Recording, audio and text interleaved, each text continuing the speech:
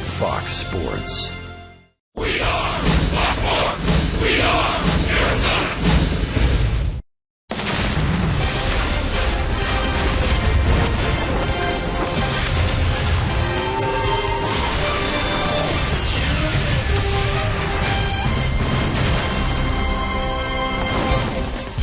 Back home in the capital, here's a capital idea. Let's play some home games for a while. D-backs in off the road, back home for a 9-game homestand. We'll start right now with the first of 4 against the Milwaukee Brewers. D-backs tonight, a chance to make it 9 wins in their last 11 games against Milwaukee. As we're back home in Arizona, D-backs baseball on Fox Sports Arizona. Good evening from Chase Field. Welcome to the broadcast. Steve Berthume and Bob Brenly along the way. It's the Diamondbacks and the Brewers, first of 4 to start this homestand.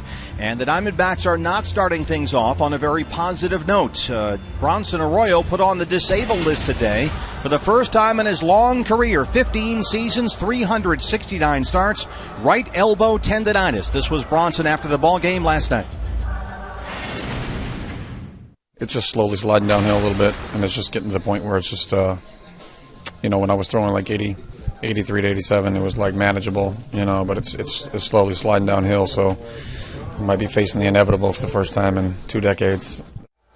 That was our Geico quote of the game, and the inevitable is here. Bronson Arroyo on the DL. Amazing numbers in his big league career, but if you add in his minor league career, almost 600 games without an appearance on the disabled list. Truly an Iron Man. So the Diamondbacks will try and find a way to press forward here. It won't come up in this series against the Brewers. We will see a lot of Jonathan Lucroy. Yeah, Jonathan Lucroy, very quietly one of the best catchers in the game, certainly one of the best catchers in the National League, both offensively and defensively. You see where he ranks in the National League in those categories. 27 multi-hit games for a catcher.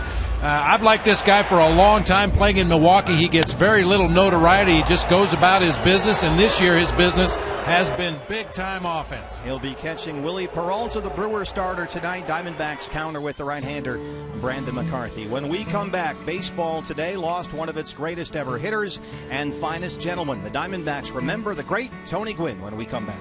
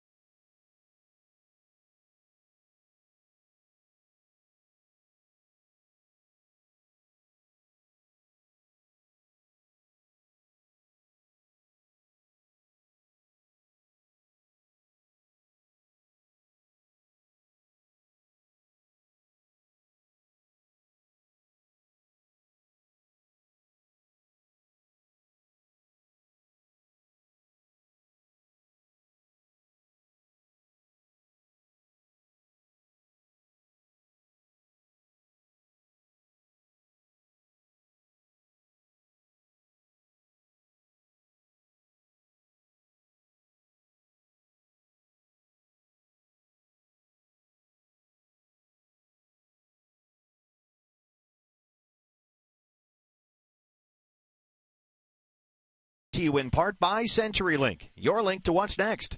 And by Jack in the Box. If the D-backs hit a home run today, score a free Jumbo Jack tomorrow with a purchase of a large drink.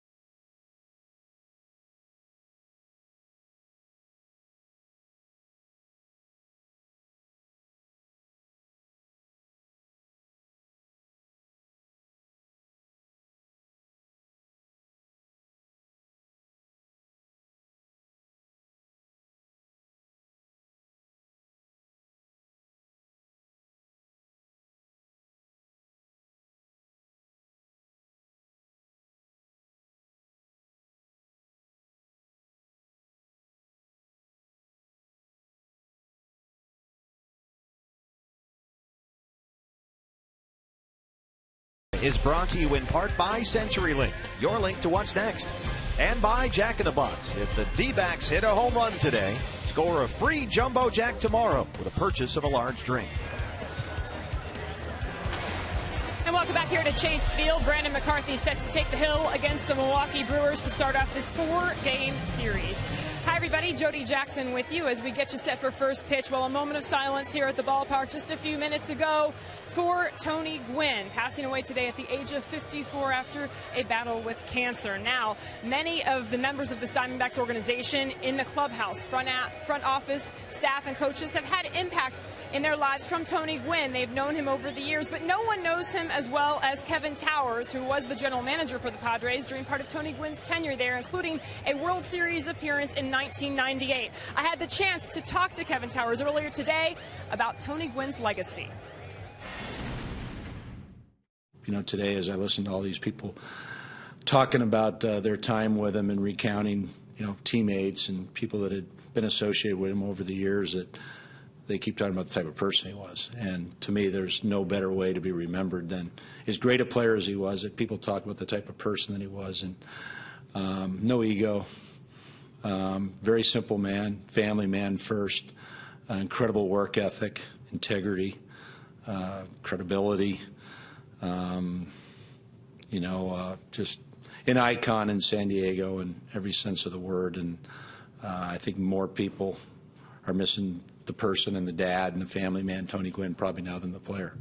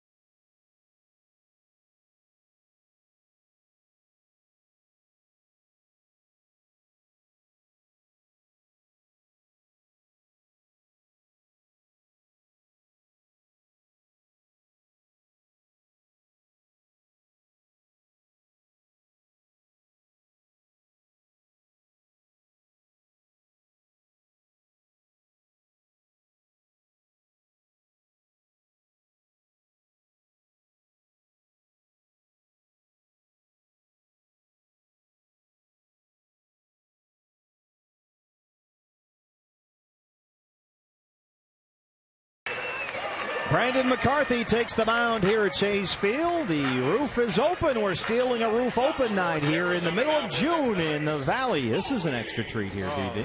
Unbelievable treat this time of year in the Valley of the Sun. Comfortable night here at the ballpark.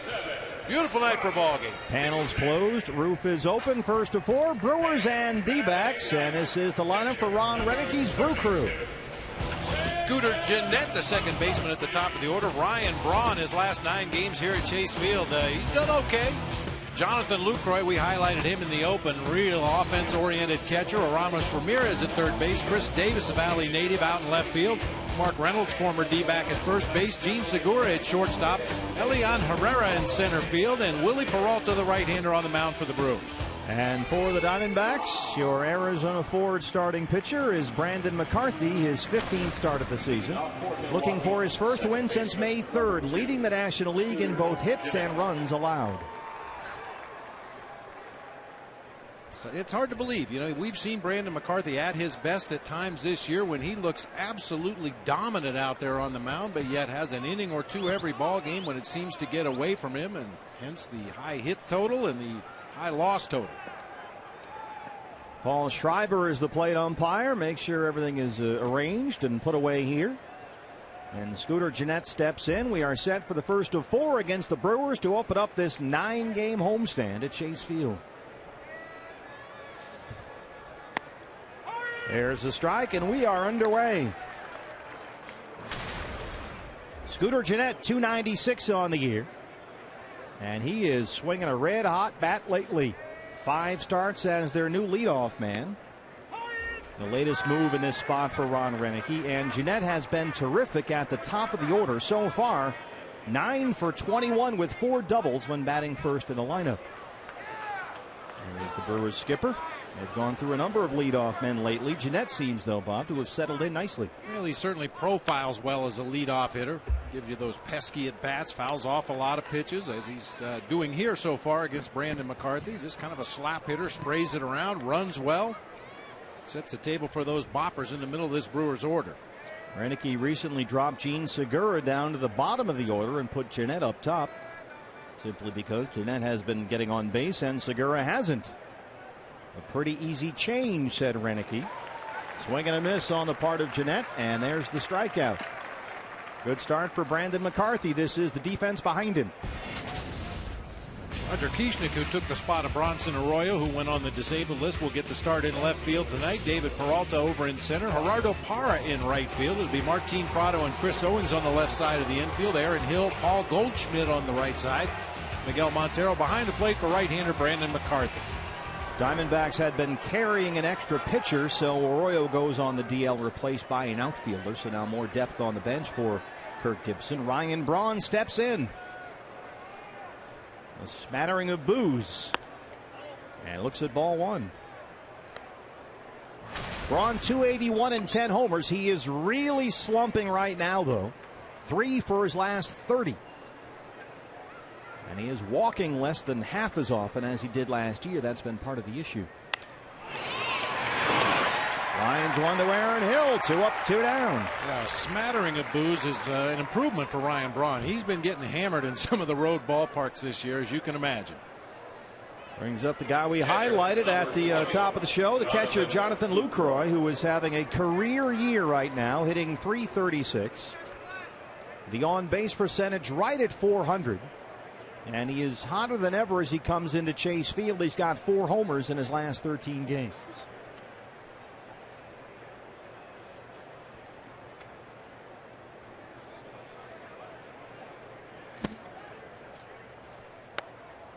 Strike one.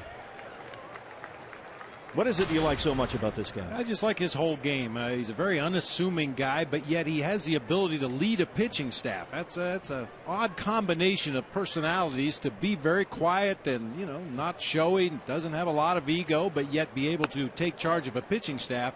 Love his offense, love the way he receives pitches behind home plate. If there is a weakness in his game, he doesn't throw great, but he gets rid of the ball quickly to make up for the lack of arm strength. And like we said in the open, playing in Milwaukee, a lot of people don't know who Jonathan Lucroy is. You mentioned Yadier Molina or Matt Wieters or some of the other names in the game behind the plate, but Jonathan Lucroy flies under the radar. 2 hopper to Chris Owings at short, and McCarthy works a 1-2-3 first. We are just underway. Roof is open at Chase Field. Fans, it is time for tonight's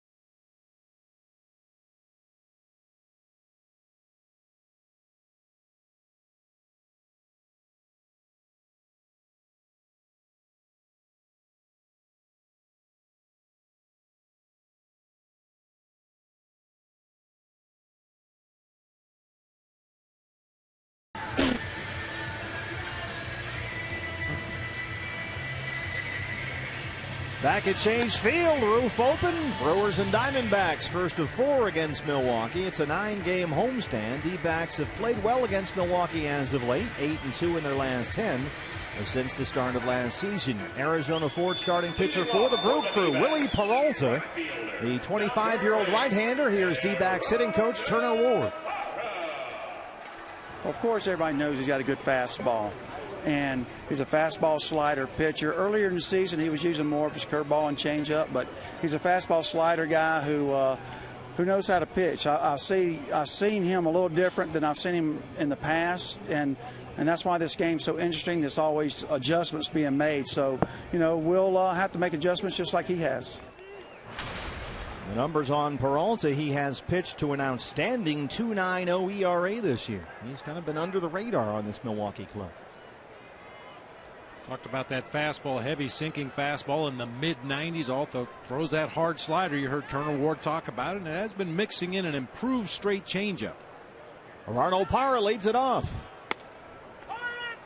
93 for strike one. Parra 263.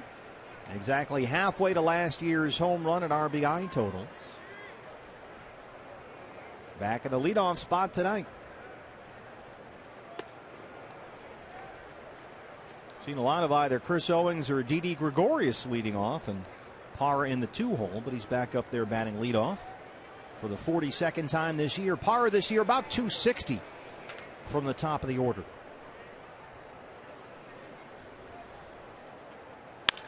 One is bounced to short. Gene Segura. Let's take a look at the D-backs lineup tonight from the manager, Kirk Gibson. Well, we've seen Gerardo Parra in the leadoff spot. Martin Prado moves back up to the 2-hole tonight. Paul Goldschmidt beating on the Brewers in 15 games in his career. Miguel Montero will be cleaning up. Aaron Hill at second base. David Peralta in center field. Chris Owings at shortstop tonight. Roger Kieschnick just recalled from AAA Reno. Gets the start in left field. And right-hander Brandon McCarthy on the mound. Martin Prado, 278 and 3 homers.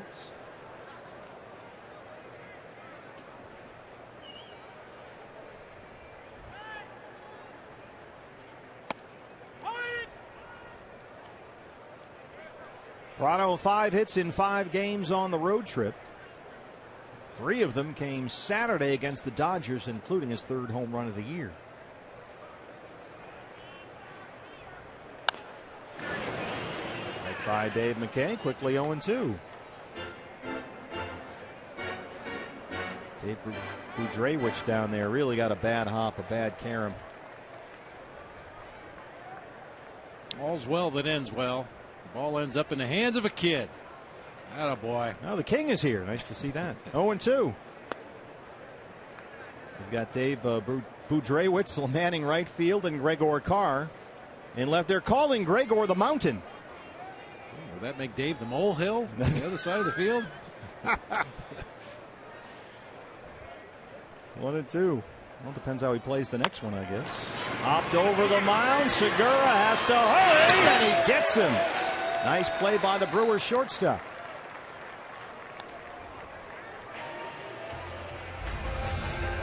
Segura leads this Brewers team, as you might expect, playing the shortstop position. He's made 10 errors this year, but nice play right there. Quickly made the exchange.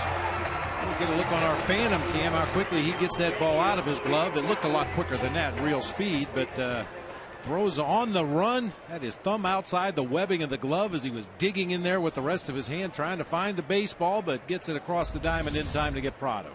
Paul Goldschmidt, a first-inning home run at each of his last 2 games. Just saying. 1-0. Goldie 51 RBIs now, second in the league only to Giancarlo Stanton. 5th in the league in OPS at 943.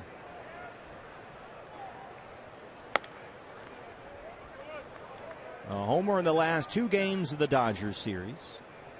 And since Goldie's batting average dipped just below 300 for the season back on June the 1st, he has hit over 360 with 5 home runs.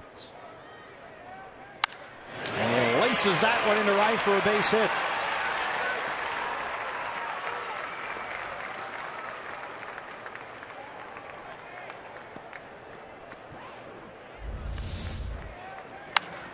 So tough to pitch to because of his plate coverage, his willingness to drive that ball to the opposite field. Unlike a lot of power hitters who feel like they've got to pull everything in the air to do damage, Goldie just hits it hard wherever it's pitched.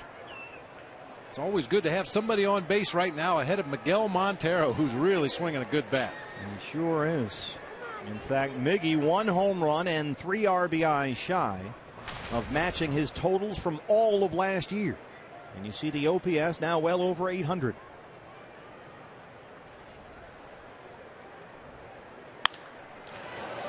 Nice easy swing there, fouls it the other way. A pair of hits in yesterday's win at Dodger Stadium, including his 10th home run of the year. He's been even better with runners on base ahead of him.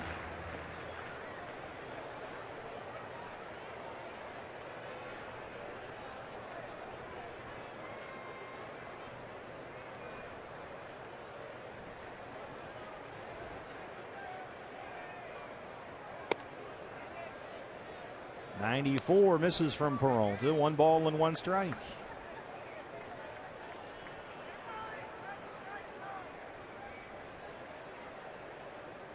How do you pitch to Miggy these days, considering that he's really shown some opposite field power lately, as you mentioned? Well, I would think teams that have sent advanced scouts to watch the Diamondbacks recently would say pitch him inside, because he's driving that ball middle away so well to left center and left field with power. They set up down and away, and he pulls it down the right field line. Goldie heads for third, and he'll make it. First and third, 2 outs. Back-to-back 2-out singles for the D-backs.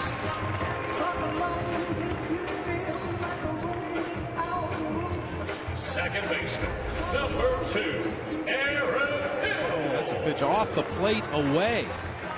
Such coverage, able to reach out there with some extension, little topspin liner through that right side of the field, and Goldie, as usual, motoring on the play, turns the corner, ends up at third base. So a chance for Aaron Hill here. They're on the corners with 2 outs. Aaron at .257, 6 home runs.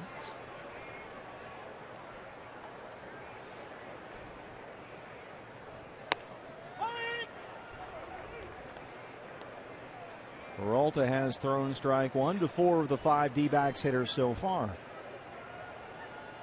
Aaron Hill has hit in 3 straight games, and 5 of his last 6. Had a good road trip.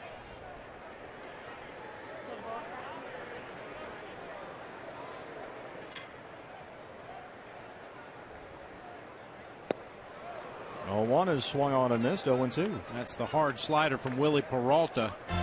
For a long stretch of his career, he was basically a 2-pitch guy. A fastball in the mid-90s and this hard slider in the mid-80s. As I mentioned earlier, the changeup is a work in progress, but has improved a lot this season.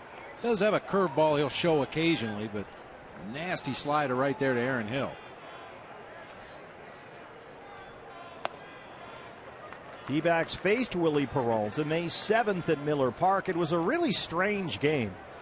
He got hammered, 11 hits in 6, but gave up only 2 runs. And this is kind of the way things went for him. He got the loss, but for the most part, he pitched out of trouble every time. And this game is off to a very similar start. There's the pitching line from May 7th at Miller Park. 1-2 to Aaron Hill. Bring him up. Paul Schreiber says strike 3. D-backs strand 2. We are scoreless through 1 at Chase Field. CenturyLink, your link to what's next. We'll check the All-Star votes in the American League when we come back.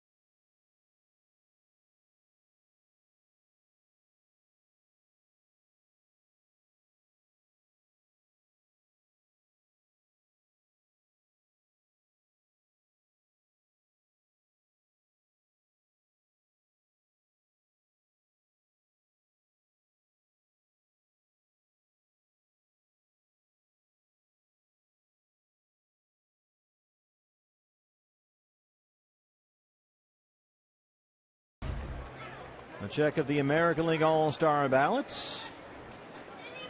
Jose Bautista, almost 3 million votes, the Blue Jays slugger. And that'll be Derek Jeter's final All-Star appearance. You can watch it on Fox July 15th from Target Field in Minneapolis. Got to change Matt Wieters. He might be out for a while here with some health issues.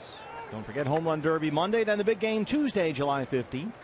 7:30 Eastern, 4:30 Pacific on Fox. Ball one to Ramos Ramirez. It would seem appropriate for Derek Jeter to take a 95-mile-an-hour fastball on the inside corner and inside out down the right field line. That's kind of been his signature hit throughout his career. It should be essentially a Derek Jeter festival. Get the feeling it's going to be like when Cal Ripken played his last All-Star game, and it was all about Cal.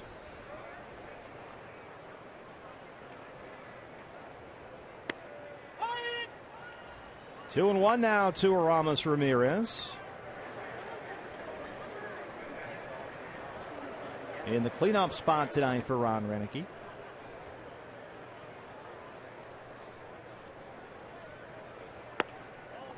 Three and one. Ramirez 262, 7 home runs. Just recently back from a left hamstring strain. He missed 22 games. Came back on June the 4th. 3-1 is out of play.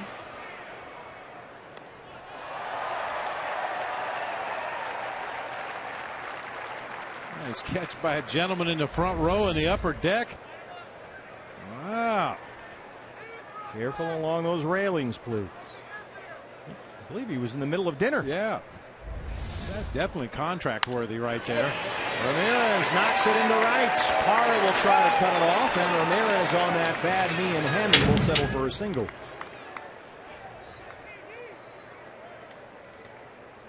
Left fielder, number 18.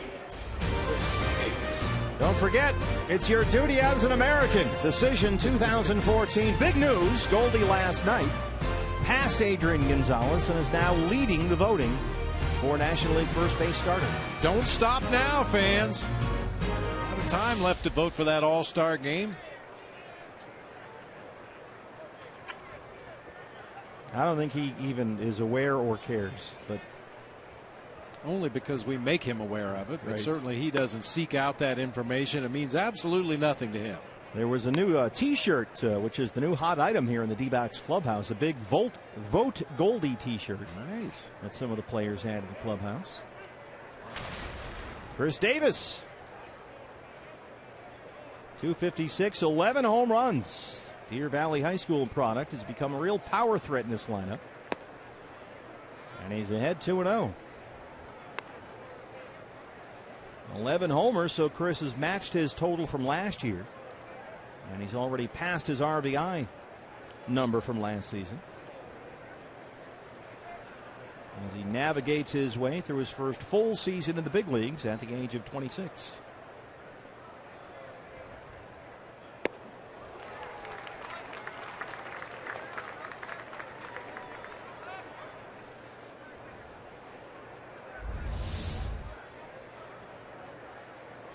Good breaking ball from Brandon McCarthy. Started pretty much right down the middle of the plate. Let it bottom out, down and away from the right-handed hitting Davis. That seems to be his kryptonite. He can handle a fastball, but like a lot of young hitters, still struggles occasionally against that breaking pitch.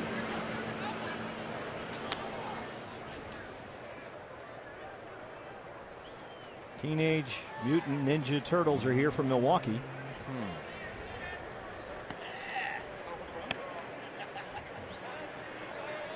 I don't know the Mutant Ninja Turtles were beer drinkers, but since they're from Milwaukee, that makes sense. How the Teenage Mutant Ninja Turtles have aged. Well, things went wrong in the teen years, and this is well hit to right center. Now it's off the wall. Ramirez has to hold up. Now Parra has issues collecting it, and Ed Cedar will wave Ramirez home all the way from first, and it's 1-0 Milwaukee. It hit off the wall. Gerardo Parra out there couldn't quite pick it up. And the Brewers take a 1-0 lead.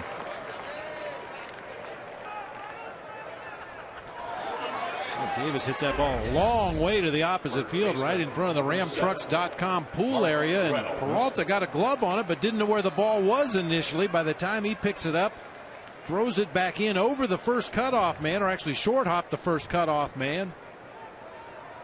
I mean, you have to make a lot of mistakes on a play for Ramos Ramirez to score from first base, but that's exactly what happened right there. It's Peralta out there that had trouble collecting it. A run in, and Davis stands at third. Still nobody out in the inning. Here's Mark Reynolds, the former D-back.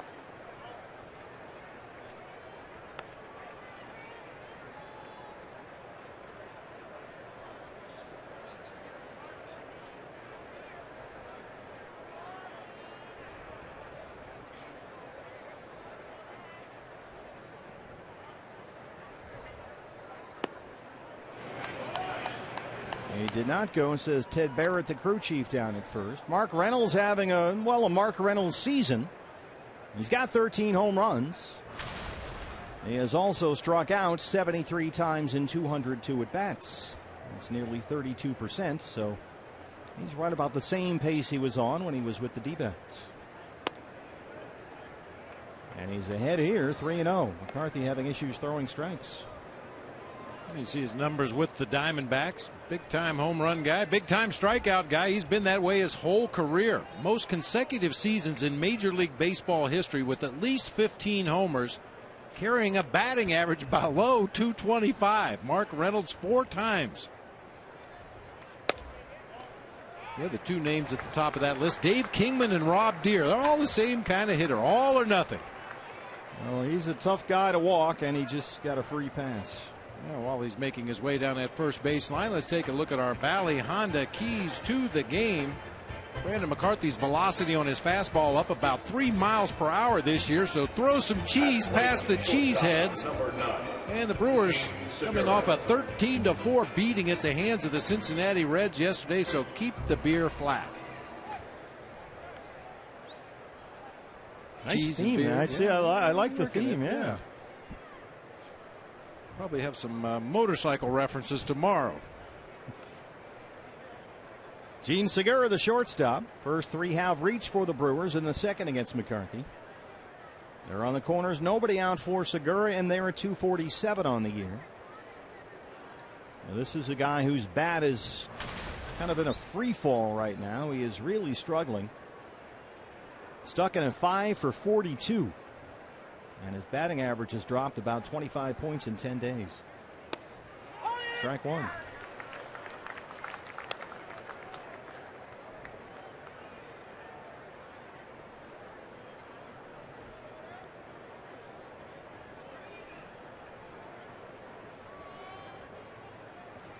Gene Segura has been just about everywhere in Ron Renicke's batting orders. They try and find a spot where he'll hit consistently. That's been an issue. Tried the leadoff spot for a while. It kind of wore off. And Renicky has moved Segura down from 2nd to 8th in the order. And he's hit everywhere except 3, 4, and 5.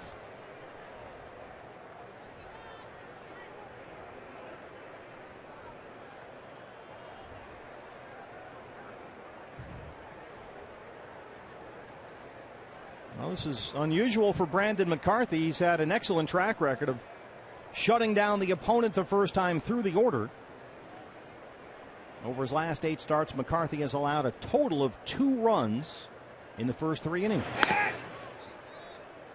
But both of those runs came in his previous start last Wednesday at Houston. And he's given up a run here in the second. And I'm not sure if this is by design or just a coincidence, but he stepped off the rubber a couple of times in this inning. He's thrown over to first base, maybe trying to slow down the momentum a little bit. We've seen that ball start to roll down the hill, and it goes quickly for Brandon McCarthy. Trying to change the rhythm here a little bit. Goldie, Owings, Goldie, they roll the 3-6-3. Davis scores from third, 2-0 Milwaukee. Center fielder, number 3, Elian. One of the toughest ways to turn a double play in the game. Paul Goldschmidt does it as good as anybody. Get that ball to the middle infielder quickly. Get back to the bag. Trading out for trade a run for 2 outs right there early in the ball game anytime.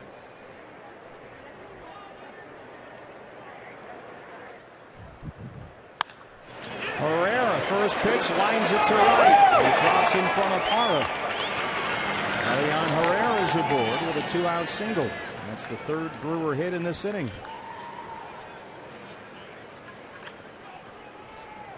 Pitcher number 38, Willie Peralta.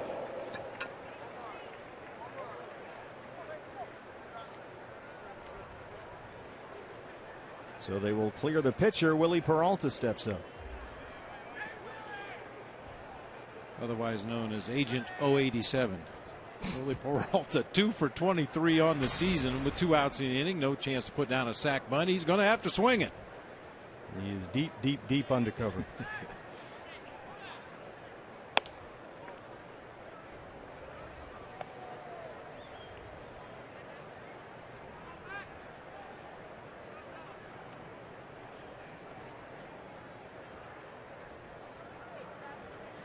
Watch that front leg as Brandon McCarthy delivers the ball. Willie Peralta goes right down that third base line.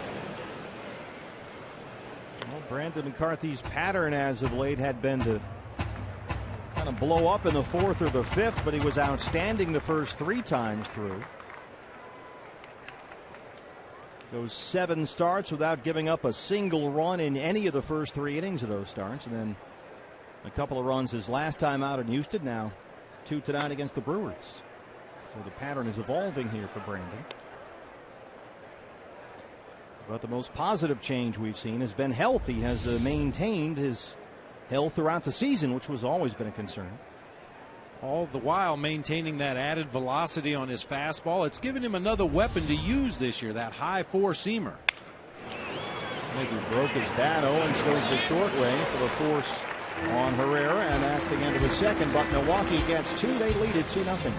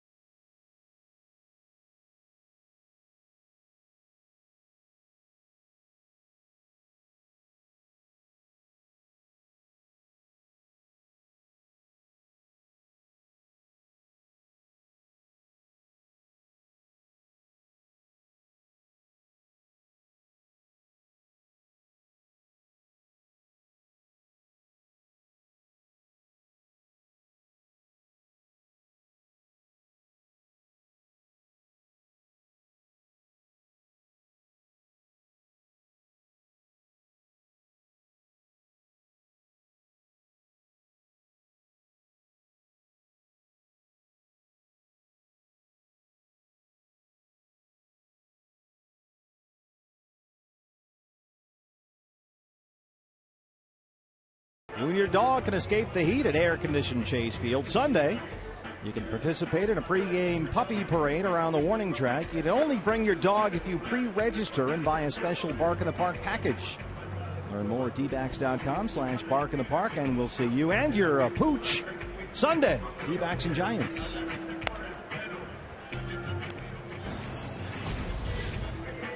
Bottom 2nd, D-backs down 2-0.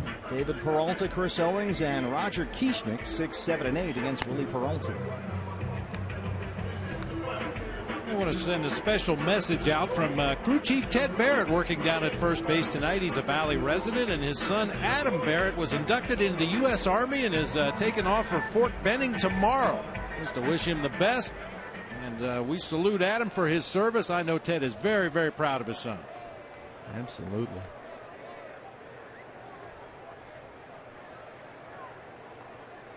So it's Peralta versus Peralta. Who do you like?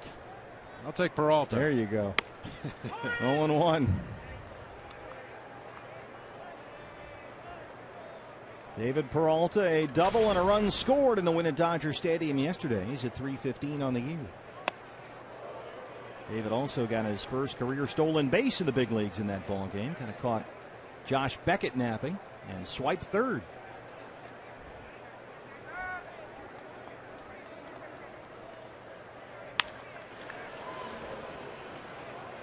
Tonight's broadcast is on AFN, the American Forces Network, broadcasting to the U.S. Armed Forces serving in 175 countries and aboard ships at sea. They're watching around the world in Germany, Italy, Southwest Asia, South Korea, and Japan. We welcome you all and salute you for your service. Thank you very much. David Peralta, he's a hitter. A leadoff single. So Peralta won that one. I knew he would. Shortstop number 16, Chris. You lose sight sometimes because we see David Peralta up here, and he's been playing for a while now, but every pitcher he faces is pretty much a new experience for him. He's never seen Willie Peralta before. He's obviously looked at the video. He's had the advanced scouting report. He's gotten a scouting report from some of his teammates, but until he actually gets in that batter's box, it's all new to David Peralta. Strike one to Chris Owings. 96 miles an hour from Willie Peralta.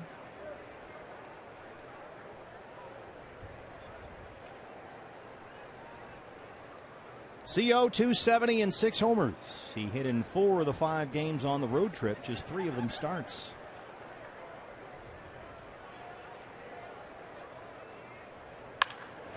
Right back up the box. And David Peralta, very aggressive base runner, will stop there. 4 D-back hits against Peralta so far. Chris Owings getting back to the basics. If you recall that first month or so of the season, most of his hits came right back up the middle of the field, occasionally to right field. It's just been over the last 2 or 3 weeks he's really started to turn on some pitches. That time smoked it right back where it came from. Another look now at the left-hand hitting Roger Kieschnick, with Peralta on second and Owings on first. No outs. Kieschnick called up from AAA Reno. Bronson Arroyo on the DL for the first time in his long career. There's the ball, 1-0. Kieschnick, in his first big league stint with the D-backs earlier this year, went 0 for 7 with 5 strikeouts. Picked up on waivers from the Giants in April.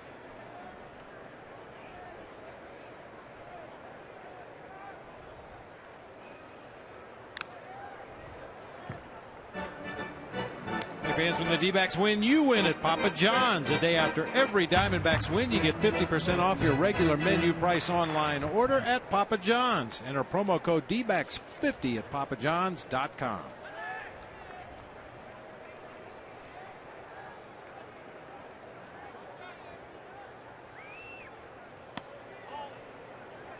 Two and one. Roger Kieschnick, 59 games with the AAA Reno Aces this year. 280 and 9 homers. I like his left-hand power bat. There's some pop in there.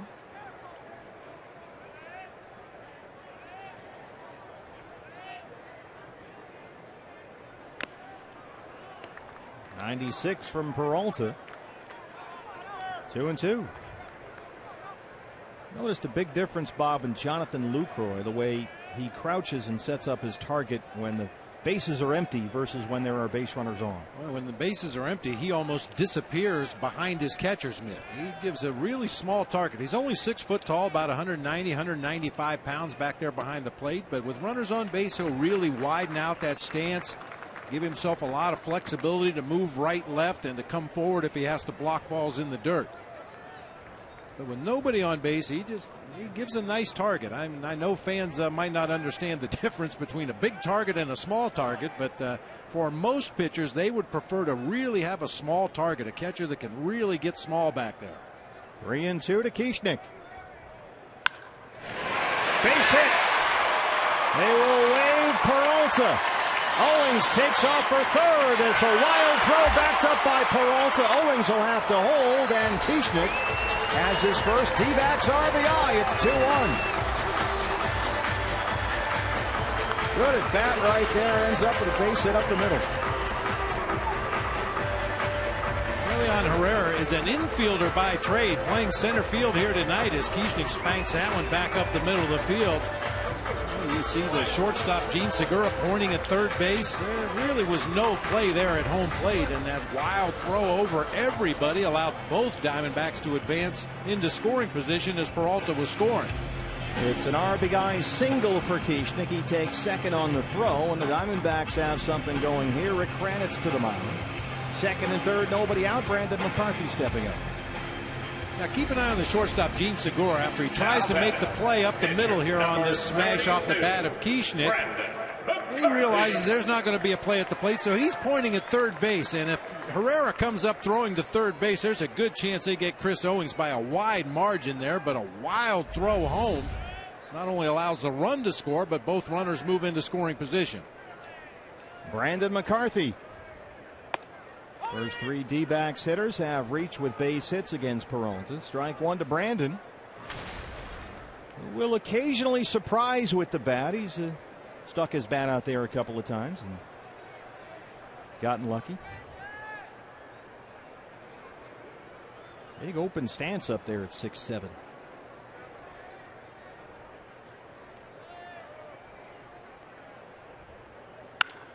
Base hit.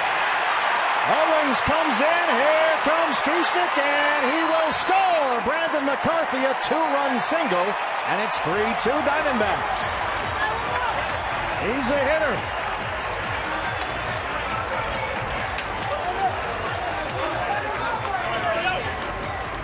The exact opposite approach of Willie Peralta. We showed Willie Peralta, who starts with a closed stance and steps in the bucket. Brandon McCarthy starts wide open and strides right toward the pitcher. Slashing line drive over the head of Scooter Gennett at second base to score a couple. First four in the inning have reached with base hits.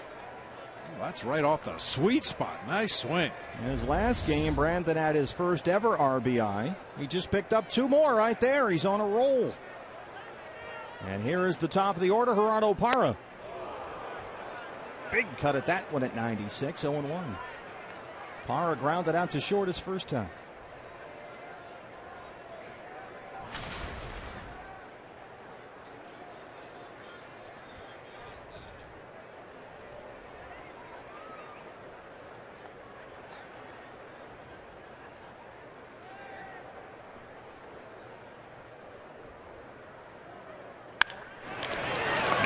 Second, Gennett, Segura, Reynolds. They roll the double play. MLB.TV Premium, the #1 live streaming sports service, celebrates 12 years, and you can join the millions of subscribers. Watch every out-of-market game live in true HD on over 400 devices. Visit dbacks.com for details.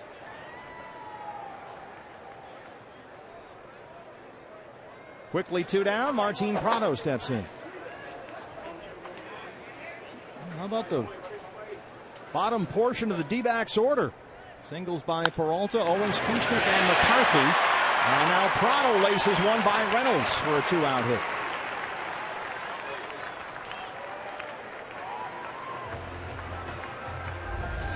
It goes without saying, anytime you can extend an inning and get Paul Goldschmidt to the plate, that's a good thing. Martin Prado just passed a diving Mark Reynolds out into that right field corner. See him choked up just a little bit on that bat. That inside out swing kind of caught the ball down near the trademark, but got enough of it to shoot it past Reynolds for a base hit. Goldie's first inning single extended his hit streak, now at 10 games. So he has hit safely in 10 straight and 12 of his last 13 at .312 on the year.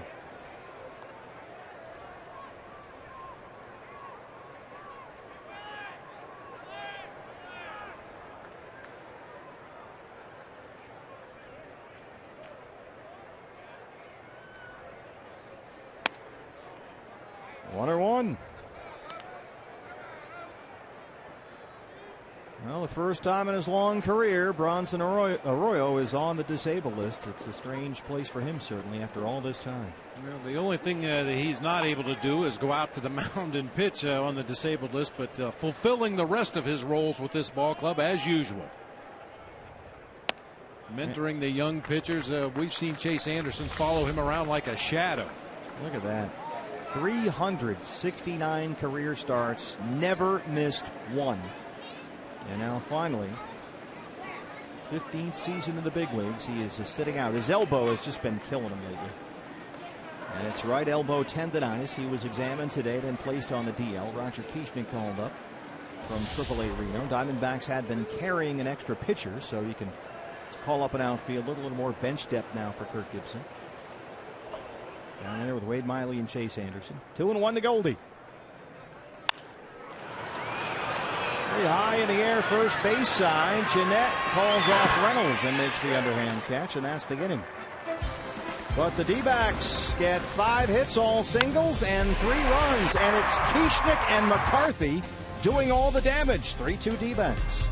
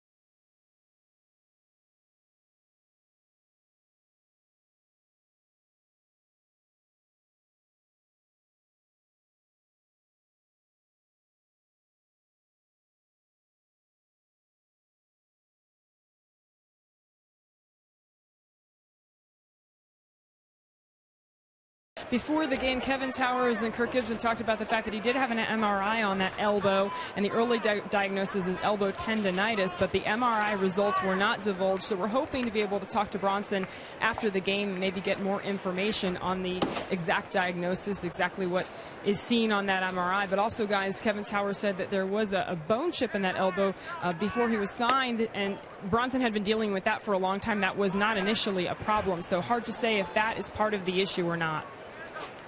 Just look at the rotation, and I mean, there's Patrick Corbin right there in front of Bronson, and Corbin out all year, and Cahill's had his struggles, and Delgado's in the bullpen, and now we've got Arroyo on the DL. Scooter Jeanette drives it to right center field, and that ball is gone, a home run. Scooter Jeanette red hot right now, his 4th, and it's 3-3. This guy has been on fire. Now 10 for his last 23.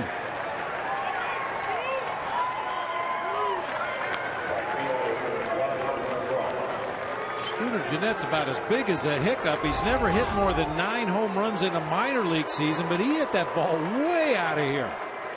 Up above the 413 mark, deepest part of the ballpark out there. And Brewers come right back to tie it up after the Diamondbacks had taken a 3-2 lead. And is the 15th home run given up this year by Brandon McCarthy. Here's Ryan Braun.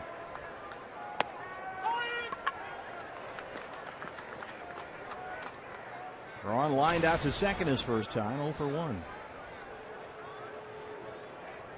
And in contrast to Jeanette, Braun slumping 3 for his last 31.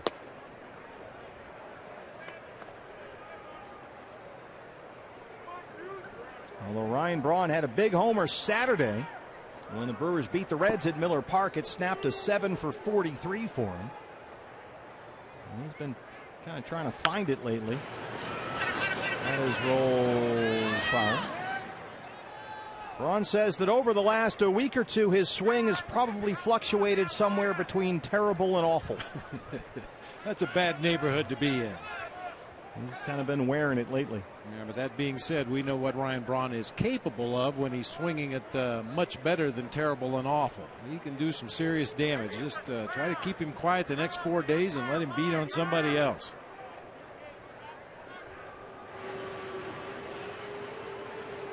A warm welcome from the fans here at Chase Field.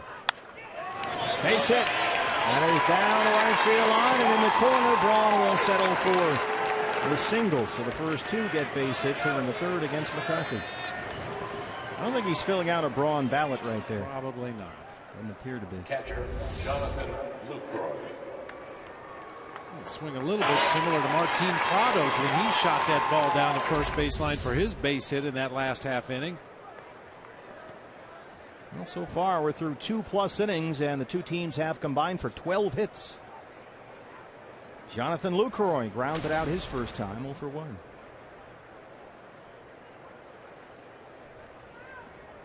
.335 on the year.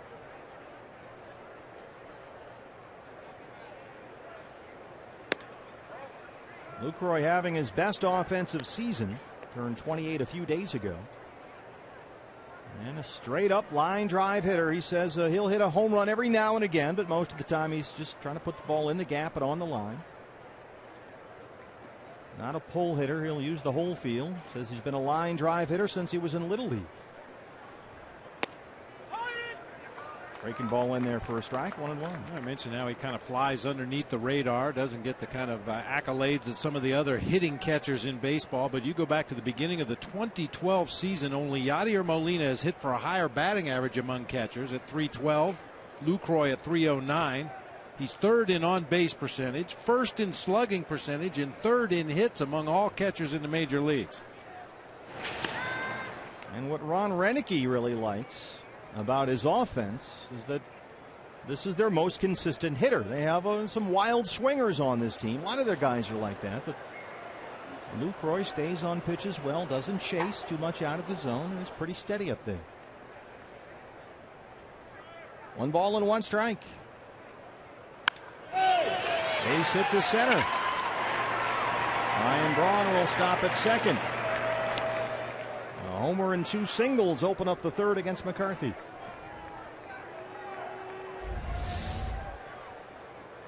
Well, just a middle of the plate slider that time from Brandon McCarthy.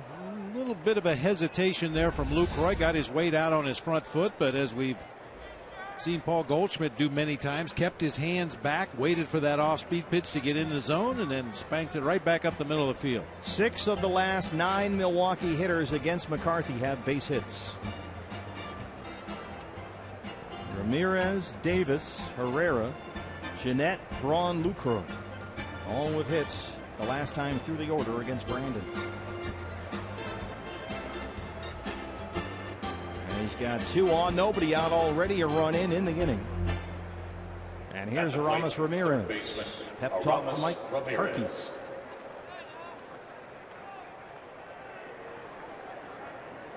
Roof is open here. A rare treat for us in the middle of June in the Valley.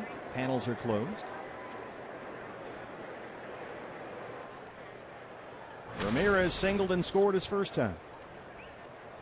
Watch the first pitch. Notorious first ball hitter, especially breaking ball strikes. 93. It's 0-1. Ramirez has hit about .290 in 11 games since he came back from the DL. He was out with a left hamstring strain.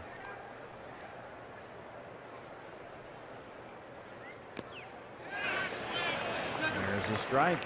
0-2. And this is a guy that, well, let's see, he'll be 36 later this month. Battled all kind of leg injuries, the hamstring this year. Had a knee injury, couple of knee injuries, in fact, last season. Only played in 92 games, so the legs are kind of wearing down.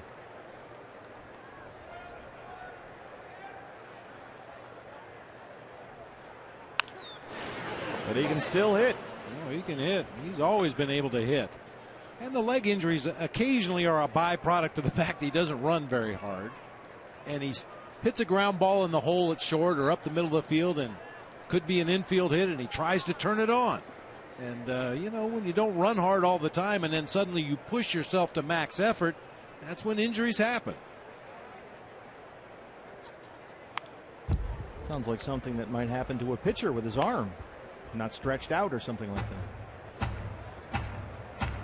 Well, this is a guy who 2 seasons ago hit 50 doubles, 27 homers, and drove in 105.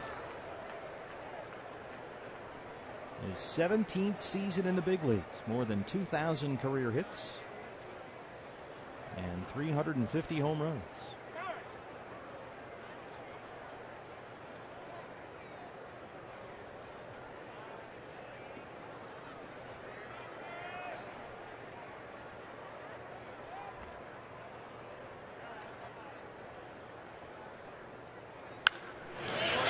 Right field, Parra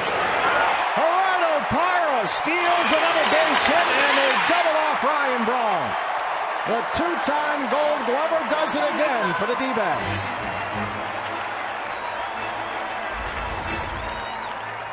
A nice running, diving catch from Parra out there in the gap. That looked like trouble off the bat of Ramirez, but Parra closed ground quickly, looked it all the way into the glove, and then immediately gets up to his feet. I don't know what Ryan Braun was doing. He was almost all the way to third base.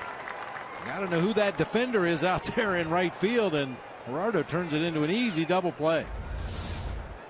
Since 2011, Parra now with 41 outfield assists. Jay Bruce is the next closest with 32. Chris Davis, 1-0.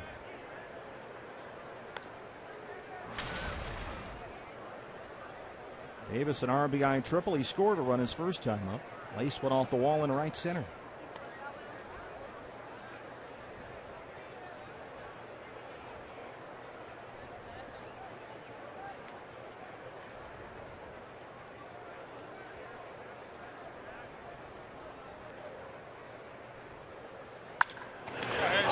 Right to Brandon McCarthy. But the Brewers add a run on the Jeanette homer. It's 3-3 as we head to the home half of the third. CenturyLink, your link to what's next. Our thoughts on Tony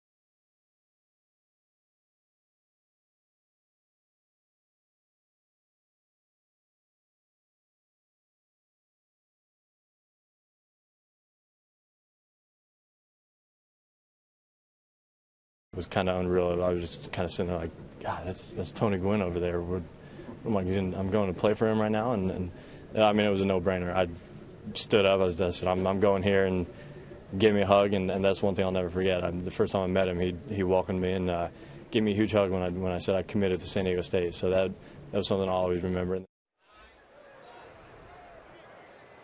Addison Reed, who played for the late Tony Gwynn at San Diego State. Tony, the longtime baseball coach there. Mr. Padre passed away today, and baseball has lost one of its greatest ever hitters and one of its finest gentlemen. No question about it. I had the great fortune of playing against Tony Gwynn the majority of my career by far, and there wasn't even a close second. The best hitter I ever saw. Wow. Barreled the ball up more consistently than any hitter during his era of baseball. Didn't matter whether it was inside, outside, up, down, hard, soft, curveball, sliders, anything you threw up there, he could get the barrel of the bat on it consistently. And the numbers would indicate that was true. And he was like Ted Williams, and they had so much in common every time they had conversations when Ted was still alive, right? He just lived it. He was like Ted Williams in that way, wasn't he? And he was an innovator. He was one of the first guys to use extensive videotape of pitchers and go back and look at at-bats that he'd had against guys. And this is back in the day when you had to haul around a big old videotape player and foot lockers full of VCR tapes, and he was way ahead of the curve as far as that goes, scouting opposing pitchers and being prepared every night when he went out there.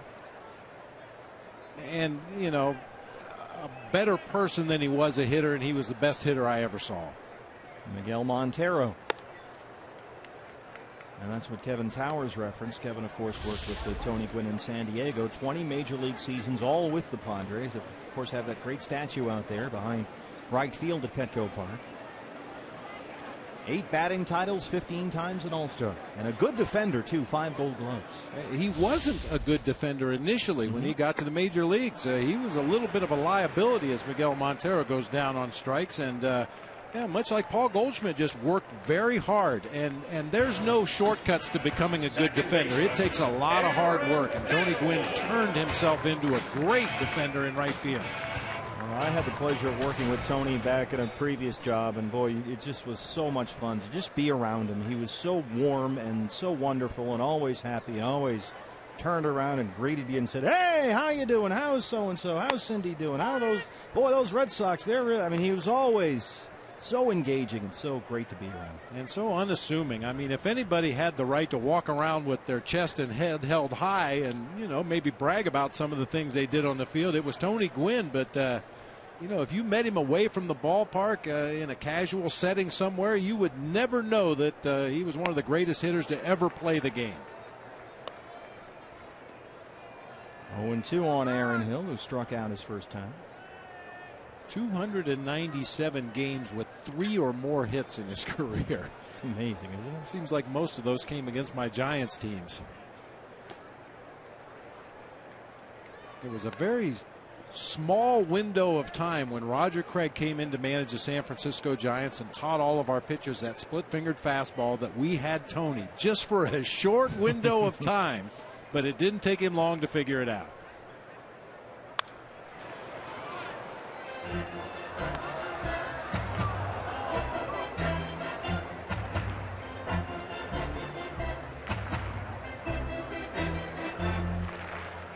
One easy way to measure how good a player was how did he do against other great players. And you know. Aaron Hill, center field, Herrera. Wow, did he cover some ground out there to chase that down in the right center field gap.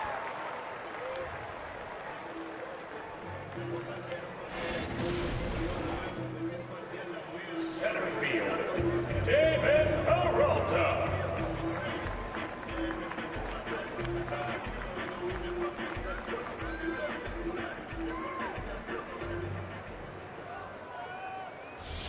I bet he was a great golfer, too.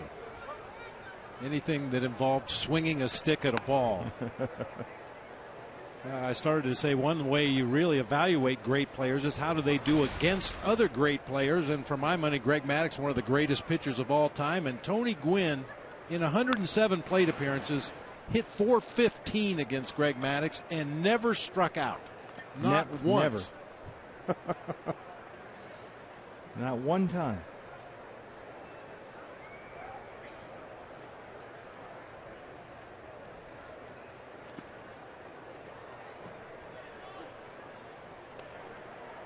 When you go back to some of the old matchups, that'd be like Ty Cobb against Christy Mathewson or something. That's sort of the modern day version of it. And you didn't realize it at the time, but as it has evolved and their careers move forward, and they're both going to end up in Cooperstown, obviously.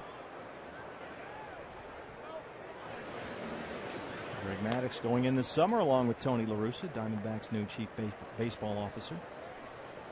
The last weekend of July. 2-2 to David Peralta. Single and a run scored his last time up.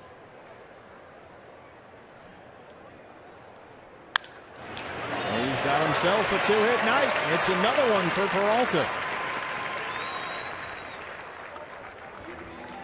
Go downstairs to Jody. Hey guys, you're talking about just what a great player Tony Gwynn was, and Kevin Towers shared a number of stories today. A lot of them about Tony Gwynn, the person. They were, card playing together all the time on the road, and just shared a lot of fun times. But when it came to baseball, he said in '98 he only struck out 18 times. I thought KT had a funny line on that. He said some guys do that in a week. It's unbelievable. The next year he struck out just 14 times, and the 18 strikeouts in '98. That's in 505 plate appearances. One of the greatest of all time. Chris Owings. Strike one. 97 from Peralta that time. Talk about Tony Gwynn's hitting. He had a season where he stole 56 bases, another where he stole 40. I mean, he was a total package. He could do everything well. Once he improved his defense, he was a five-tool player. Because he could hit for power. He was one of those guys, I think, if his team needed him to be a 30 home run hitter, he could have done that. Of course, the average probably would have suffered. He might have struck out a few more times, but he had big-time power when he chose to turn it loose.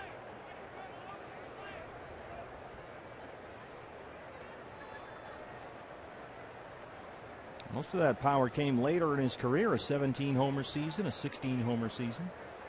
Some of these averages. 372, 368, 394. That one is lined to center. Herrera tracks another one down. It is 3-3 through 3 as we salute Tony Gwynn.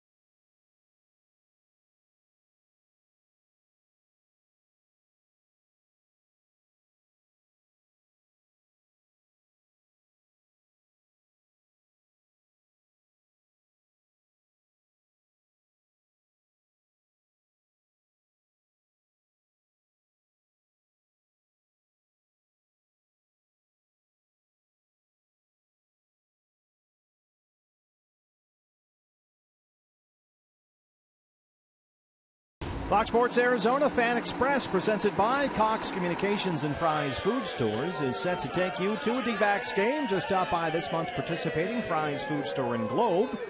And there you can enter to win 2 seats on the Fan Express bus to the D-backs game July 20th. All the info you need is at foxsportsarizona.com. Brewers.com. Mark Reynolds leads off the fourth against Brandon McCarthy. Brewers and D-backs 3-3. Reynolds, Segura, Herrera 6, 7, and 8 in the Milwaukee fourth. Mark Reynolds walked his first time up.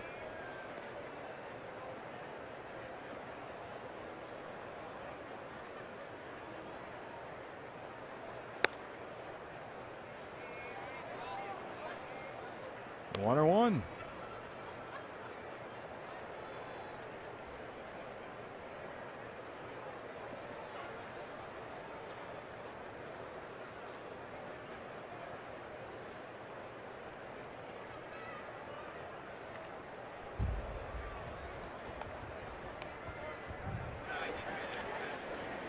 Great night to be out at the RamTrucks.com pool area. Boy, you hit the jackpot if you're out there tonight with the roof open. Just gorgeous here in the valley. Panels are closed. 2-1. Mark Reynolds in Milwaukee is 15 in 5 years. Signed a minor league contract with an invitation to big league camp back in January. Brewers needed some stability at first base. They also knew Aramis Ramirez is injury prone, and Reynolds can handle either corner spot, so that worked out really well. It's kind of evolved into a platoon at first base with another former Diamondback, Lyle Overbay. And as you said, occasionally when Ramirez needs a day off, they can slide Mark Reynolds over to the other corner, play Overbay at first. On the ground is short, right to Chris Owings. One away in the fourth.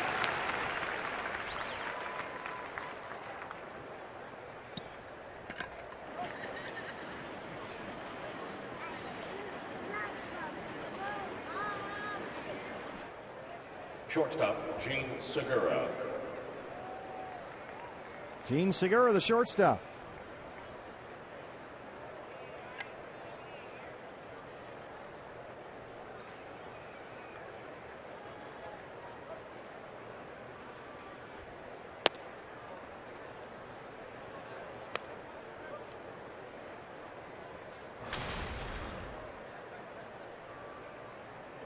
Segura hit into a double play his first time up. So he's in a 5 for 43 right now and trying to find it. Well, it looked like a cross up there with nobody on base. Miguel Montero battling that one. They still got the strike call even though he didn't catch the pitch.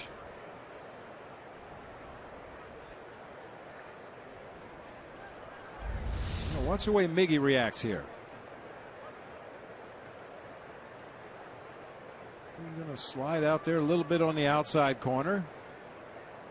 And he was expecting something else. He thought that ball was going to move to his right, and Brandon McCarthy calls him out there. Maybe had some trouble seeing the signs back there. We've seen Miggy put some tape on his fingers, occasionally some nail polish. Try to help the pitcher see his signs a little better. Off the fist, McCarthy slips on the mound. Owings behind him to clean it up, and there's some COD. Nice play by the rookie shortstop. Brandon had the easy comebacker, but lost his footing on top of the mound. Center fielder, Elian Herrera. Just couldn't get those feet planted underneath him. Fortunately, Chris Owings cutting across from his shortstop position, able to make the play. Elian Herrera singled his first time. Carlos Gomez out tonight with a sore hamstring. So Herrera getting just his second start of the year in center field, but he's made some nice plays out there already. Lifts this in the air to left field. Roger Kieschnick with his back to the wall has it, and McCarthy works a 1-2-3-4. CenturyLink, your link to what's next. Well, it's the heart of the order. Kieschnick and McCarthy, they've driven in 3.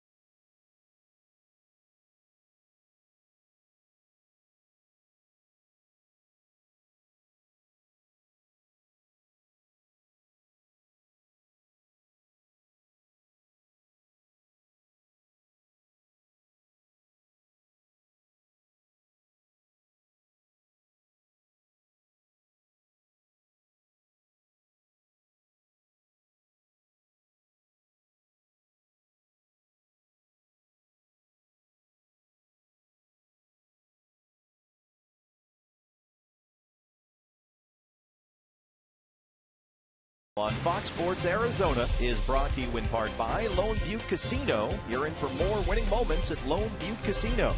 And by Cox Communications. Bundle and save with Cox.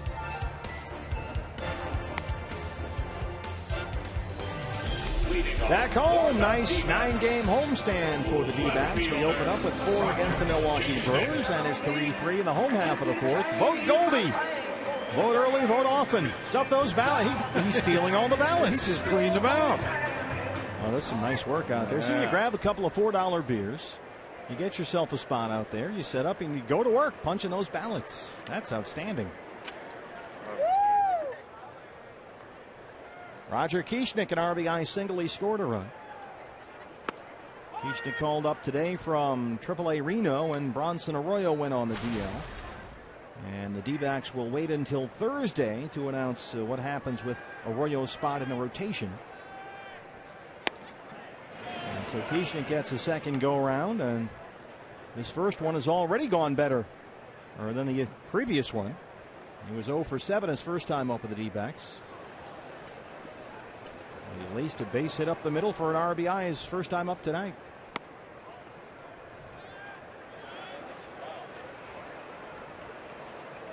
Mike Harkey, Ryan DePanfilo, and Bronson Arroyo. Bronson, with as tuned in as he is to his physiology, I'm sure talks to trainers as often as he does other pitchers. That's in the seats. You will rarely find another human being more in tune to what's going on with his body than Bronson Arroyo. This is part of who he is. He pays constant attention to it. Doesn't mean it always feels good. You know, that's what has set him apart from other pitchers. Usually a guy has some elbow issues and, oh man, got to shut it down right now. But Bronson knows whether it's just inflammation, is it just soreness, is it an injury? If it's just pain, he can deal with it. He can go out there and continue to pitch and add a little, subtract a little, change arm angles. He's done it his entire career, but this is something to a different level than he's ever experienced before. Roger Kieschnick loses the handle on the bat, and he strikes out.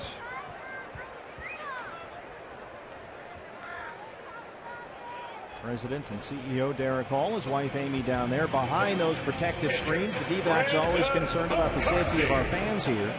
They'll widen those screens out all the way to the edge of the dugout, and that time it really came in handy. A look on Fox Sports' Phantom Cam. There's Brandon McCarthy, who had a 2-run single his first time up. One day after getting his first ever RBI. So he's turned into a real run producer in this lineup. Nothing out of you, not even a smirk. I'm all for it. I love pitchers that can hit. What about pitchers that think they can hit? There's probably a difference. Brandon Webb. Webby, oh poor Webby.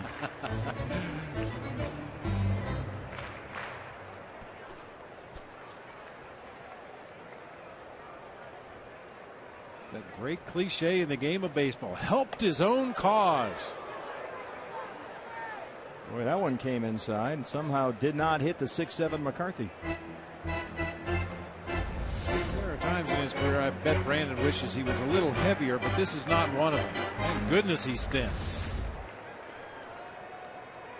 If that had hit him, he might have been even thinner. 2-2.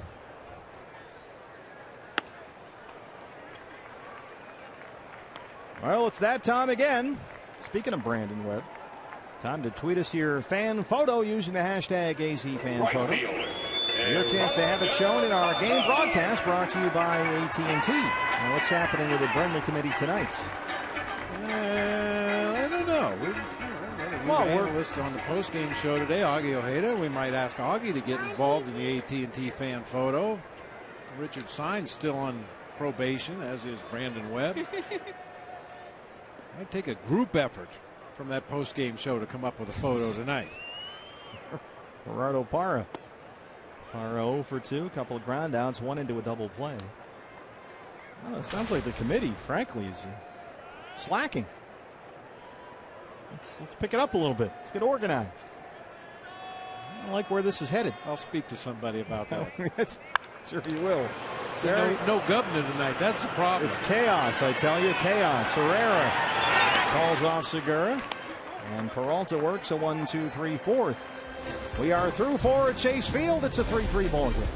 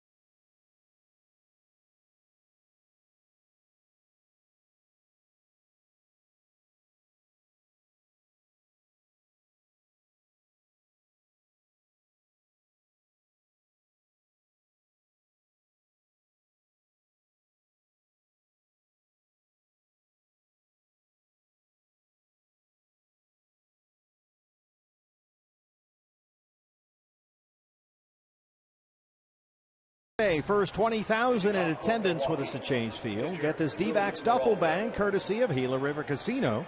Get the most bang for your buck with the D-backs value pack. That includes a ticket, a hot dog, or a Subway sandwich, a regular Pepsi, and a free cookie, all for only $21. Get your tickets at dbacks.com/value and get your D-backs duffel bag Saturday at Chase Field. Willie Peralta, the pitcher, leads off the Milwaukee fifth. Chris Owings smothers that one, and CO makes the play. Chris Owings has had a terrific night already defensively. One away in the fifth. There's a lot of ground up the middle of the field that time. Has plenty of time with the opposing pitcher, Willie Peralta, running, but makes a strong throw on to Goldie. Nice first out. Very quick. Save some pitches from our Phantom Cam. Look at all the way into the glove. See how the bare hand comes down and slides across the dirt right there. Occasionally when the infielder jumps up, he'll have a palm full of dirt that gets between your hand and the baseball. Occasionally when you see a diving play, you see a bad throw right after it. Scooter Gennett. Scooter homered his last time up. Little guy, 5'10", 170, but he laced one onto the terrace in right center field for his 4th home run this year.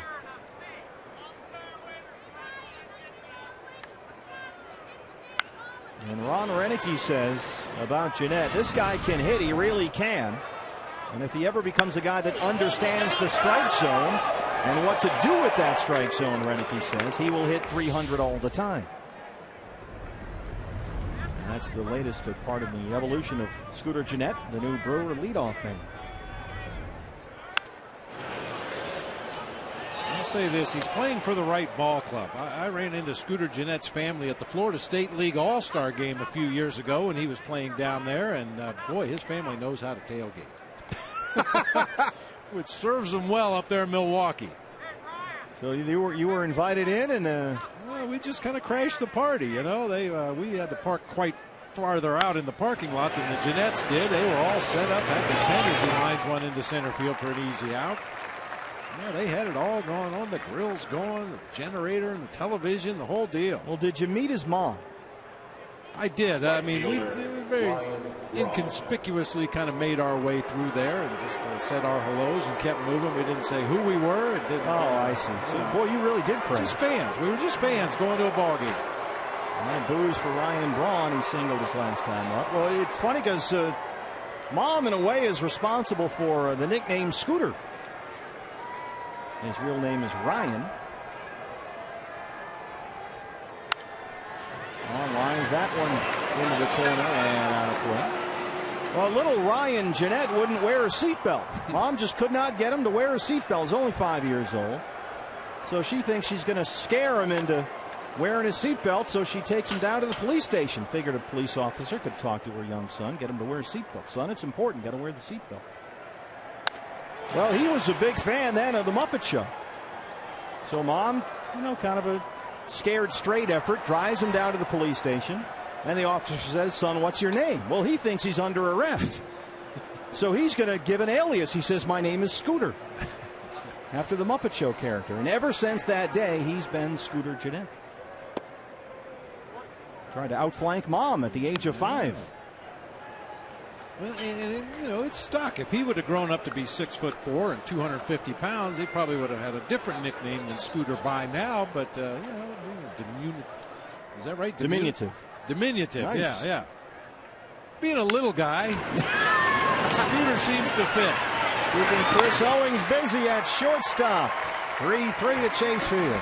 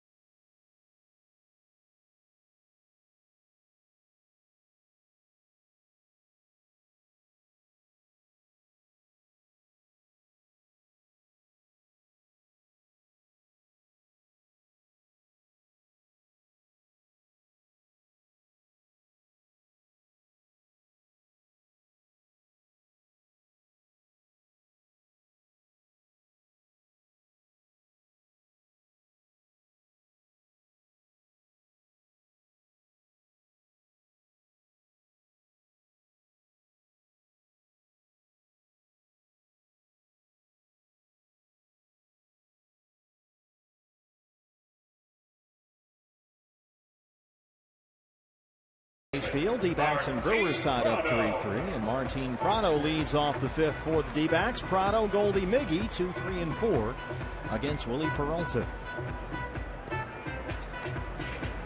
Martin singled his last time up. He's 1 for 2. Diamondbacks have out-hit the Brewers so far, 8-6, a lot of offense. Yeah, a lot of offense early. Seems like the pitchers are both settling in a little bit here after rocky starts. And Brandon McCarthy has set down 8 in a row, in fact.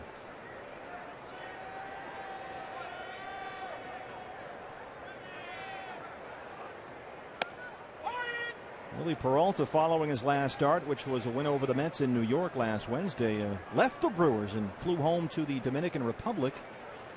Had to tend to a family matter, returned to the team yesterday. Didn't specify exactly what the family issue was, but said the trip helped. This is well hit right field. Ryan Braun has one. Well, I mentioned the new T-shirt that is sweeping the country in the D-backs clubhouse anyway. Vote Goldie. And there's Brad Ziegler, our model. That's the T-shirt that the players unveiled. About this time last year that the America's First Baseman shirt showed up, and this is this year's version. And I'm sure Goldie hates it. You know he does. Which means you'll see it everywhere. He probably has one and wears it inside out. He has singled and popped up 1 for 2. The ballots are coming in. Nicely done, sir. Keep up the good work. Now leading all the other National League first basemen in All-Star votes. All-Star game July 15th on Fox. And fans, you can join a special broadcast Saturday. Fans and viewers will be able to join the D-backs efforts to Get Goldie in the All-Star game. Coverage begins 6:30. D-backs live pregame. And then the D-backs and Giants only on Fox Sports Arizona. So it's a collective effort here from D-back Nation. Takes a village. For those of you who don't like to manually punch the ballots, go online. Dial up dbacks.com. You can vote online every day. Well, they always say it's a popularity contest, so let's just embrace that and run with it. Why not? He's more popular than Paul Goldschmidt. Well, the nice thing about it is he deserves it. He should be the All-Star starter. Absolutely. There's no question. All due respect. 75 pitches now for Peralta, 50 for strikes. That one's in the dirt, 2-2. Since the beginning of the 2012 season, Goldie one of only 4 players in the major leagues with at least 70 home runs and 250 driven in. Miguel Cabrera on that list, along with Edwin Encarnacion, Chris Davis, and Paul Goldschmidt. Leading the majors in total bases. He is second in the league to Giancarlo Stanton in RBIs. He's third in the league in slugging. And fifth in OPS, which is on base percentage plus slugging. And he has been on a roll lately. He has now hit in 10 straight games and 12 of his last 13. 3-2. Whoa, hold on there, says Paul Schreiber. Strike 3.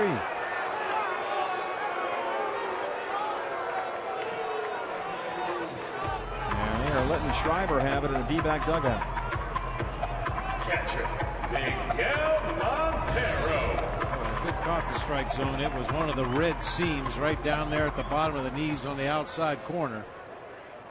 I was talking earlier about Lucroy and that small target he gives. One byproduct of that small target is it gives the umpire a real good look at pitches. There's Miguel Montero. Ron Renicky was talking this weekend actually about the strike zone. He had a pretty interesting take, I thought, on what's been going on. Renicky said he thought that since the umpires are getting graded by their superiors using better and better technology, that is leading to the umps actually calling a tighter strike zone. And he says he likes it when the borderline pitches are called for strikes, like the one we just saw. That's an interesting thought. If the technology they're using to grade the umps is better and better, the umps are, might be a little more gun shy. I don't know. According to Pitch FX, only 5% of actual strikes are called balls. However, 34% of called strikes are not actually in the strike zone. Well, Renicky's issue is that with teams always telling pitcher, hey, you got to keep the ball down. Keep it down. That when a ball does cross at the knee or just below, the tighter strike zone, because of the grading technology, means that you don't often get the strike calls. And he says the Brewers are always seeing balls going right across the top of the kneecap, called balls. Not in that case, however.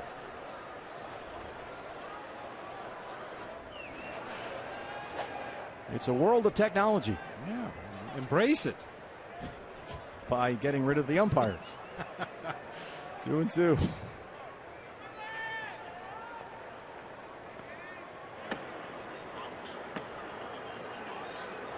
look at that stuff. It's like taking a bar exam. Nice work. Can we send her some snacks? I think she deserves an honorary contract for that. Yeah. We got to get her the hookup. Vote Goldie. 3-2 to Miguel Montero. What about the idea that they're using the technology to grade the umps, and how do you think that might be affecting them, if at all? No, I don't think it affects them at all. I think once you get involved in the game and the flow of the game, the rhythm of the game, it depends on the pitcher on the mound. If he's throwing strikes, you're more likely to give him a borderline call than you are a guy who's all over the place and bouncing pitches and knocking guys down, and then you suddenly throw one on the edge of the zone. You're probably not going to get that. Aramis Ramirez, 3-3 through 5, voting early and voting often here at Chase Field.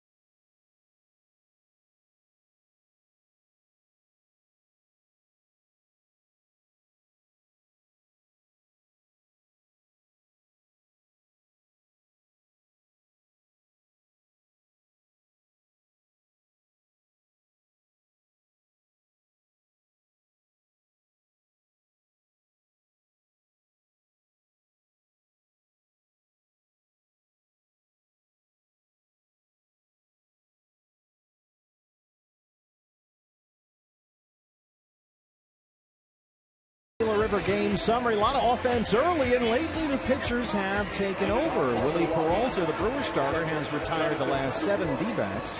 And Brandon McCarthy out there, after some trouble in the second and third, has retired the last 8 he's faced. Big inning coming up for Brandon McCarthy, facing the number 3 hitter in the Brewers lineup, Jonathan Lucroy, followed by Aramis Ramirez and Chris Davis. Be a good inning to put a 0 up there. Work your way through the middle of this lineup, the guys that are capable of hitting the ball out of the ballpark. And here is Lucroy, 1 for 2, a single his last time. We've talked about how this guy has become one of the best at his position in all of baseball. Wasn't always that way in Milwaukee. They had kind of a black hole behind the plate for a long time, and this guy has settled that. Doug Melvin is the Brewers GM. He said when he was the GM with the Texas Rangers, they had Pudge Rodriguez the whole time. I never had to worry about catcher. But then he got to Milwaukee, and they were rebuilding, and they ran through a bunch of guys. You know, the last catcher drafted and developed by the Brewers before Lucroy, Mike Matheny, the guy who spent a significant amount of time back there. They've had, well, let's see, Henry Blanco, back to the old County Stadium days, and Paul Bacco and Raul Casanova, Eddie Perez, Chad Moeller, Damian Miller, Jason Kendall, George Gutaris. I mean, it's just been a revolving door back there, but suddenly they've got Lucroy, who's become one of the best in the business. And I'm a little biased, being a former catcher, but I think if you have some continuity at that position, it helps your pitching staff. If you have a catcher back there who sees pitchers from year to year, from game to game, and the same guy is back there calling pitches for all of it, you tend to be able to lead your pitchers through hard times a little bit easier than if it's a different catcher every season, a different catcher every start. Brandon McCarthy. 9 in a row set down by Brandon, 1 down here in the 6th. Well, Melvin's one of those guys that says, look, 3 key positions. If you're going to build a team, the old up the middle thing, catcher, shortstop, center field. Do you buy that? Absolutely. I mean, that's where most of the balls are hit. The shortstop handles the ball more than anybody else on the field other than the catcher. So, yeah, if you're strong at those 3 positions and can wisely build around them, that's usually a pretty good way to go. It's worked throughout the history of this game. Aramis Ramirez, first pitch swinging, base hit to center. Ramirez 2 for 3. Well, Melvin was saying that the irony there is that catcher, shortstop, and center, he thinks, are the 3 hardest positions to stay filled for an extended period of time. Yeah, that's been his experience. It certainly was at the catcher position, but they've done a nice job now. You've got Jeanette and Segura up the middle. You got Lucroy behind the plate. Gomez in center field, although he's not in the lineup tonight. Brewers in good shape in that regard. Chris Davis, an RBI triple. He scored a run in the second. He's 1 for 2. Well, the Brewers' issues recently never seem to involve defense or offense. It's usually been the pitching that has let them down. And this season, they're right about in the middle of the pack as far as ERA in the National League. They've had to go on to the free agent market to kind of shore that situation up. Toronto, Hill, Goldie, they roll the double play. That ends the top of the 6th. More D-back defense. The Diamondback infield has been terrific tonight so far. This time it's the old 5-4-3. It's 3-3 at Chase.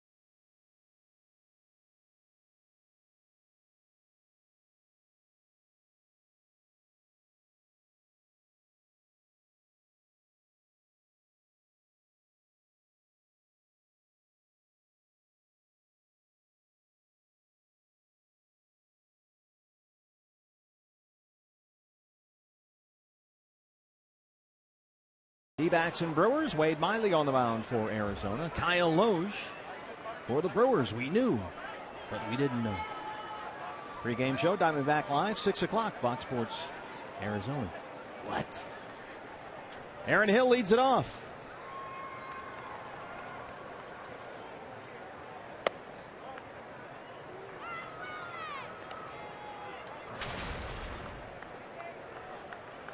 Oh for 2 so far. Aaron had a good road trip through Houston and L.A. 7 for 21 on the trip, including a home run at Minute Maid Park. In the air to center, Herrera.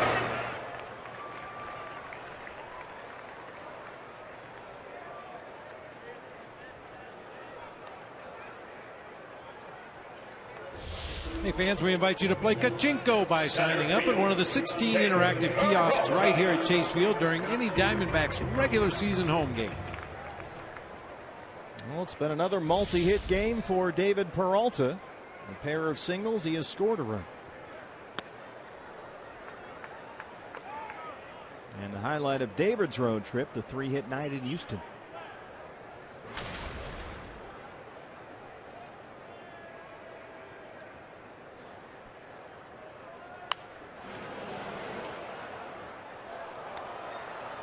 Peralta still bringing it, mid-90s, about to throw his 90th pitch.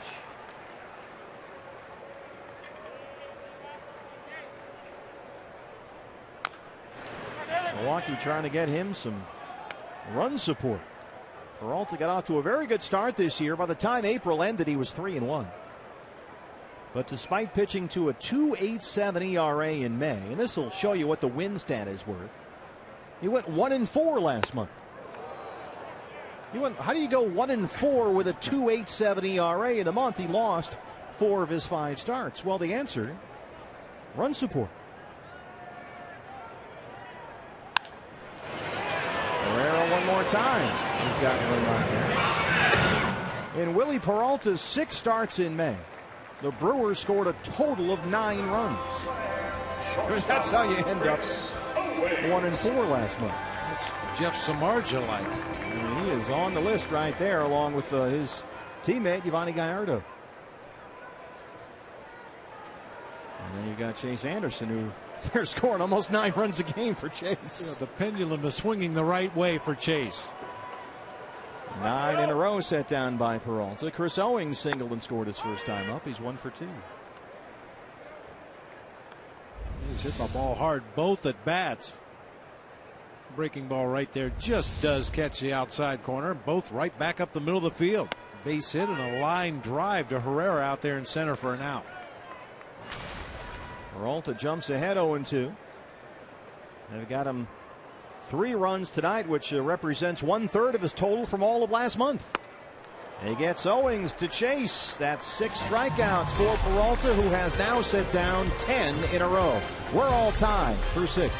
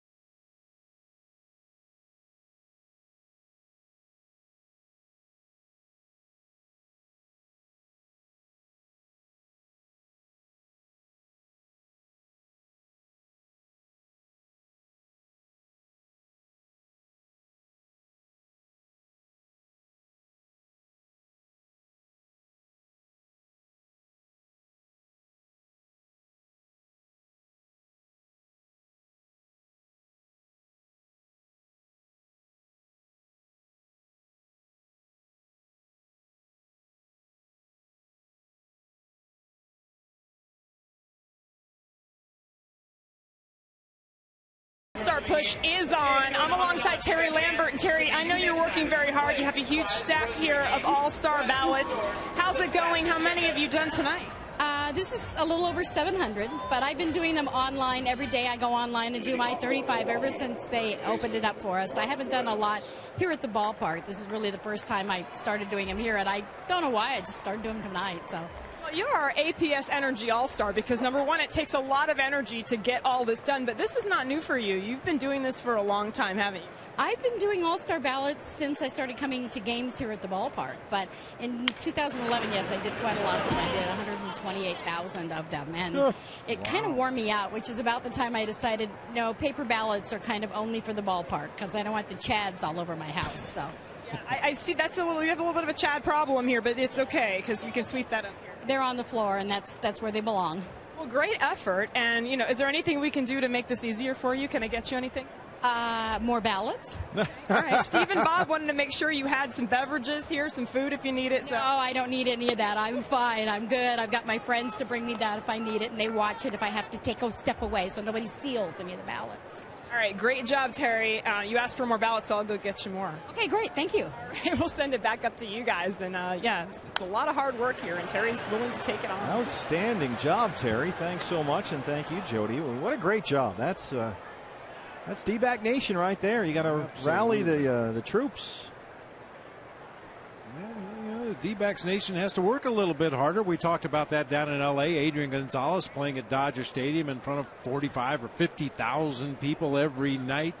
Huge metropolitan area there in Los Angeles, and we need the D-backs fans to go above and beyond to get Goldie a starting job in that All-Star game. And so far they have done that. Exactly, going above and beyond, and vote totals show up. So great job, D-backs fans. Goldie now leading.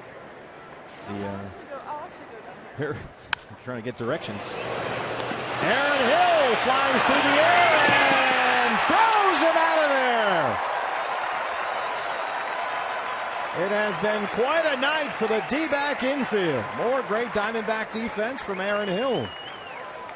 Renicky doesn't think so. Aaron Hill doesn't come up with it cleanly, kind of hits the heel of his glove, and he stays right after it, crawling on his hands and knees to get to that ball. And at least with the initial look there, our Chaz Roberts' cool play of the game looked like he got him. Ooh, looks like he hit the ground pretty hard, too. It doesn't look like Ron Renicky is going to challenge. We've got Ted Barrett, the crew chief, down there with Garth Orge, the first base coach. And it looks like that goes down as a 4-3 putout. Gene Segura.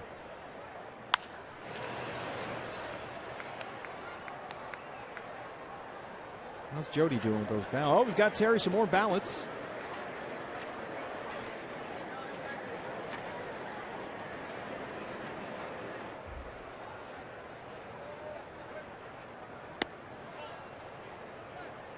Diamondbacks in their short history have only had 3 All-Star game starters.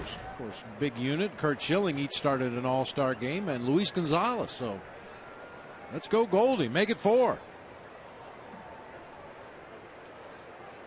Segura 0 for 2. 2 balls and a strike. And Brandon McCarthy now just over 80 pitches in the ball game. And he's done another good job of avoiding the big inning. That was a trap he always used to fall into, it seems. But over the last 3 starts, that problem has gone away. He has rolled through the 4th and the 5th now, 3 starts in a row. Yeah, that 3rd inning looked like it was headed in that direction. Gave up the leadoff home run to Scooter Gennett, and then back-to-back singles to Braun and Lucroy. But that line drive double play when Gerardo Parra made the nice diving catch and threw back behind Ryan Braun to complete that double play, and then got Chris Davis to tap back to the mound to escape further damage. 3-1 is driven to center field, right to David Peralta. Speaking of the vote Goldie campaign, there he is. Almost 1.3 million votes, leading all National League first basemen. A Stanton, McCutchen, Puig outfield. So far, the leading vote getter in the league is Troy Tulowitzki, 2.5 million votes. Don't forget, an All-Star game coming up July 15th on Fox from Target Field, Minneapolis. a ballpark that the D-backs will go to at the end of the year. That's the last road trip of the season for the D-backs, Target Field. Paul Goldschmidt, action figure, is right there, standing guard over the ballots in case a Dodger fan happens to walk by and try and steal him. Elian Herrera. Not implying that way. It's just probably a coincidence. Probably.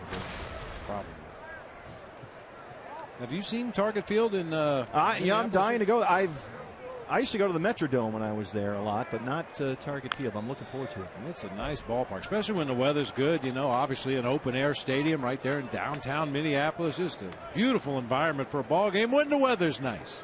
Not so much when it's snowing.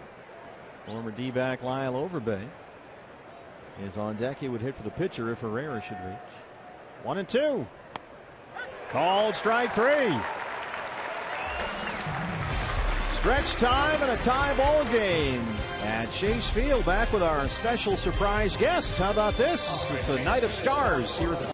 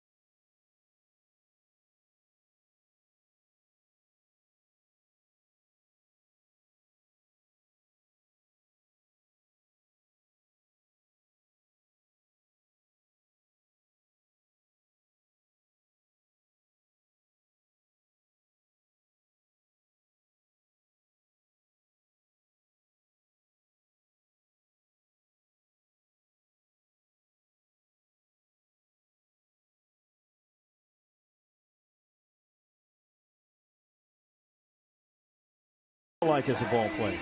Scrappy, gritty, all those good words you love to hear. Fan favorite everywhere he ever played. Well, he's part of our Fox Sports Arizona team tonight. He joins us here in the home half of the 7th inning. Good to have you here, man. Thanks for having me. Appreciate it. No dirt on your shirt. We're used to seeing you all dirty. It's cleaned up. That's my game. Play hard, you know. Play hard to go home. So what do you think of the Diamondbacks in 2014? What's been your observations? The team is there. It's just injuries, you know. When you lose Corbin and big part of the rotation from last year, especially now losing the center fielder here. He's probably the MVP so far besides Goldschmidt. It's kind of hard to rebound from that. It's been one of those years, Corbin and A.J. Pollock and on down the list, all the issues. Roger Kieschnick, the latest, he's called up with Bronson Arroyo on the DL, and Roger K has a couple of base hits. They were excited when he came up earlier this year. They said, look, you're going to like this guy. He's a left-hand bat. He's got some pop in there. He certainly has looked good tonight. Yeah, he looked like a little bit like a deer in the headlights his first go-round, but much more comfortable this time. You can just tell by his body language in that batter's box. He's put a couple of nice swings on the ball tonight, has himself a couple of base hits, and gives Brandon McCarthy an opportunity to possibly put down a sac bunt here. That ends a stretch of 10 straight retired by Willie Peralta. McCarthy got a 2-run single in the second. And trying to get the bunt down, and he does a nice job. Reynolds has one play. That's at first. They move Kieschnick along. With a one out, here comes the top of the order. All right, Augie, so let's say you're Gerardo Parra now. You got the go-ahead run on second, one out, 3-3 ball game 7. What are you trying to do here? Look for a good pitch, strike it up the middle. Look for your pitch, though. Be aggressive the first couple pitches, and look for the fastball and react to the breaking ball. And one thing for Parra recently, he's started to chase a few high fastballs, which is not his game. Yeah, he is, let's see, 5 for his last 39. So he's dug himself a bit of a hole here, now with 260 on the year. Kieschnick is the go-ahead run at second, 1 out. Ooh.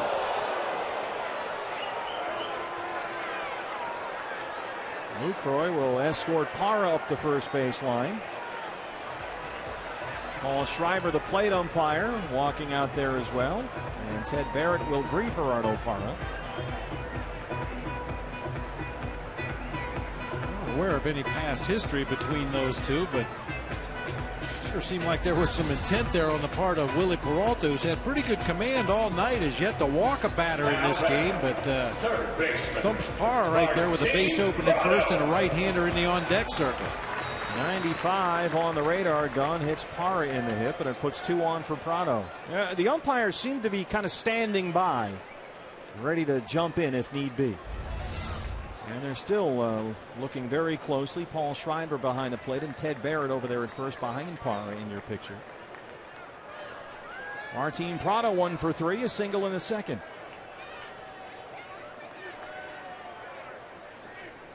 Two on, 1 out here in the 7th.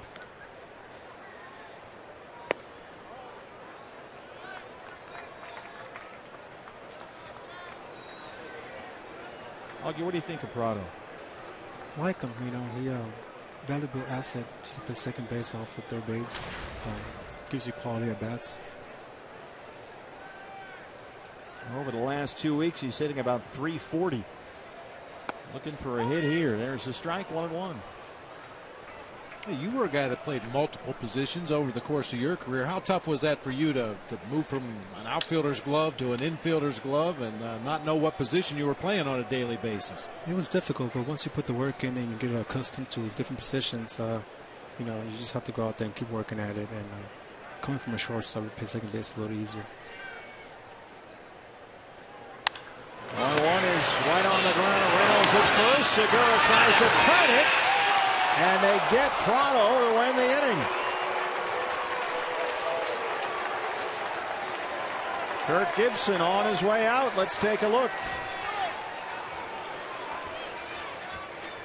Ball was hit hard right at Reynolds at first. Yeah, like a bullet down there to Mark Reynolds. They easily get that force play at second base. And yeah, it looks like a nice play by Peralta to get over there and cover the bag. And remember, it's a catch when the ball is in the back of the mitt. Not in the mitt, but in the back of the pocket. Right there. And he's out. Yeah.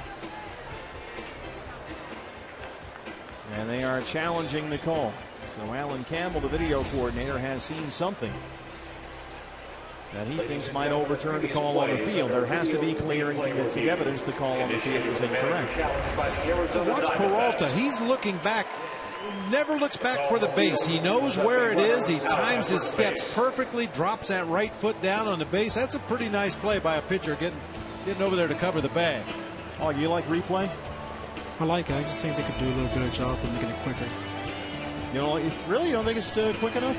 I mean, from the replays that we've seen so far, it looks pretty obvious that he's out, and we're taking a couple, 2 or 3 minutes, where technology is so quick and fast that they can point out the different angles pretty quick. He is out at first. So the call on the field is out, and that is the end of the 7th. We'll see you on D-Backs Live after the ball game. See you then. Thank you.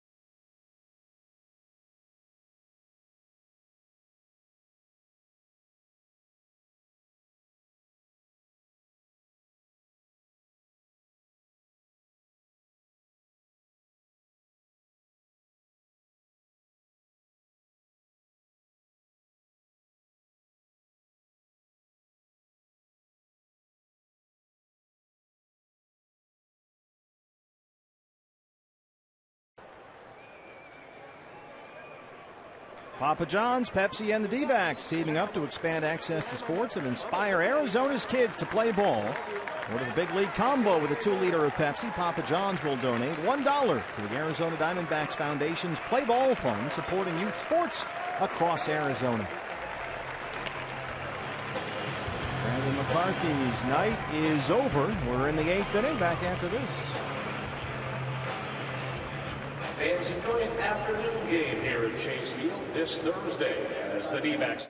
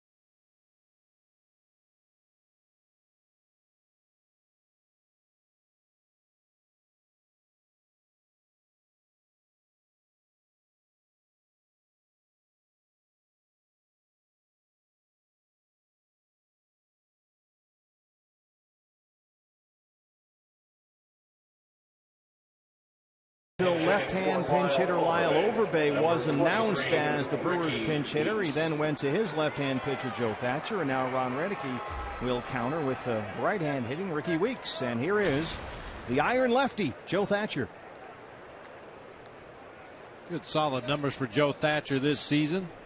20 strikeouts in 19 1/3 innings pitched, only 3 walks. Ricky Weeks 0 for 2 lifetime against Thatcher with a couple of strikeouts. And Weeks has done well as a pinch hitter for Milwaukee, 8 for 27 this year with 4 RBIs. There's a ball, 1-0. The numbers on Brandon McCarthy. Had some trouble in the second and third, but a pretty good night all in all. 3 earned on 7 hits in 7. He had 2 strikeouts.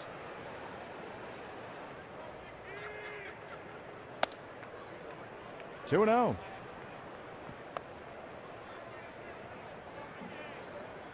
Ricky Weeks, 292 this year. That's about an 80-point improvement over last season, but he's not playing very much. Only 18 starts this year, all at second base. It's technically a platoon with Jeanette, but really Scooter Jeanette plays most of the time. And he's on deck.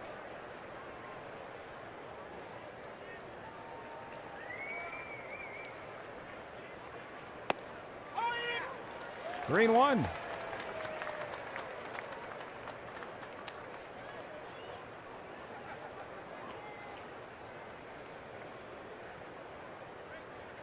Righties this year hitting better than .330 against Joe Thatcher.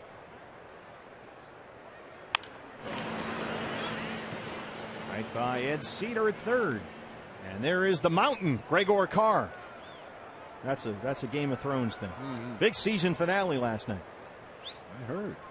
Winter is coming, baby. Winter is coming. If you say so. Former Diamondback Craig Counsell, now a special assistant to the general manager with the Brewers, filling in for Bob Uecker on the radio side tonight with Ricky Weeks at the plate. It reminded me that when Counts went over to the Brewers, he said that Ricky Weeks was the strongest guy he had ever played with. He said this guy could be a linebacker in the NFL. Big time weightlifter. Just has had so many injury problems over the last 2 or 3 seasons. He's never been able to quite get back to the level that everybody anticipated for Ricky Weeks. Well, he's still only 31. He'll turn 32 in September. But he has, for the most part, lost his job to this man, Scooter Jeanette, who is in the leadoff spot and looks at strike 1. Jeanette 1 for 3, a homer in the third. He launched one onto the terrace in right center. His 4th of the year. Jeanette only a 111 hitter against left-handed pitching this season. That one up the left field. Chris Owings in front of Roger Kieschnick. 2 down in the 8th.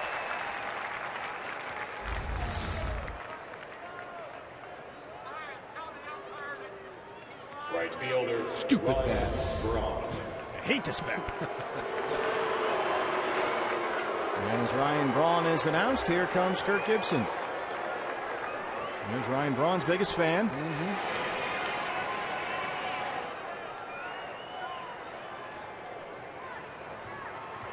Will Harris is coming in. Job well done by Joe Thatcher. 3-3 in the 8th. Back after this.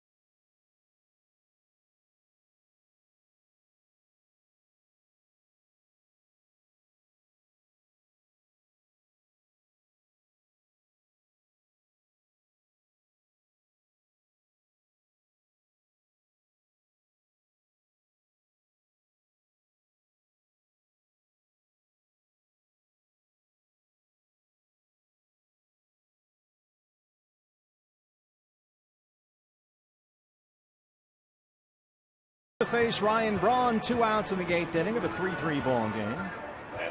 The D-backs right-hander is the 5th appearance since his recall from AAA Reno. His 12th appearance on the season. And another warm welcome for Ryan Braun, who's 1 for 3, a single in the 3rd.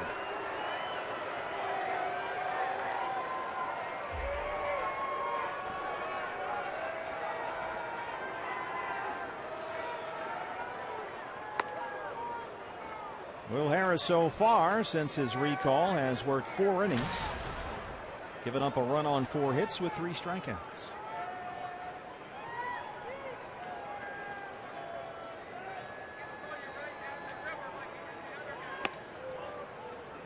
Two 2-0.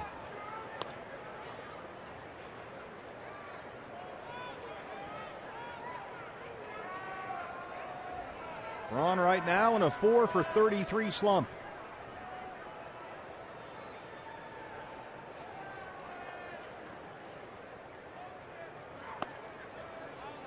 Harris is behind 3-0. Peralta in center field, shaded over toward the swimming pool, so there is room for Braun in the left center field gap. Jonathan Lucroy, the on-deck hitter.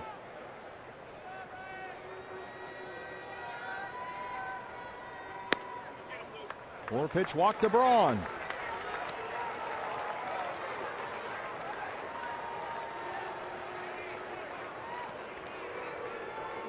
Brings up Lucroy, a single in the 3rd. He's 1 for 3. Catcher Jonathan Lucroy. Well, Harris doesn't look too happy out there.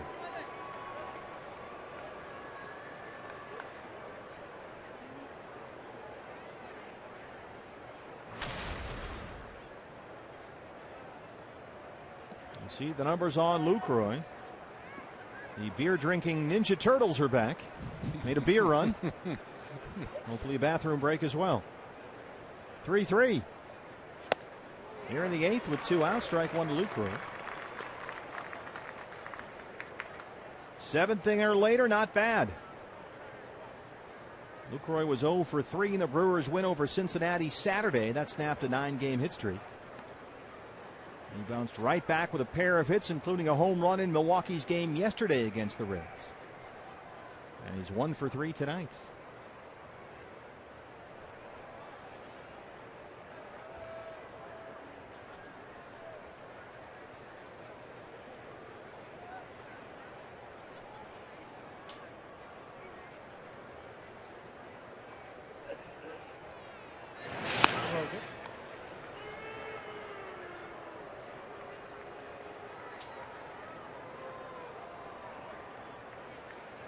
Three, 4, and 5 due up in the D-backs 8th. Vote Goldie. Braun will run on you. He's got 6 stolen bases in 8 attempts. This is away there, 1-1.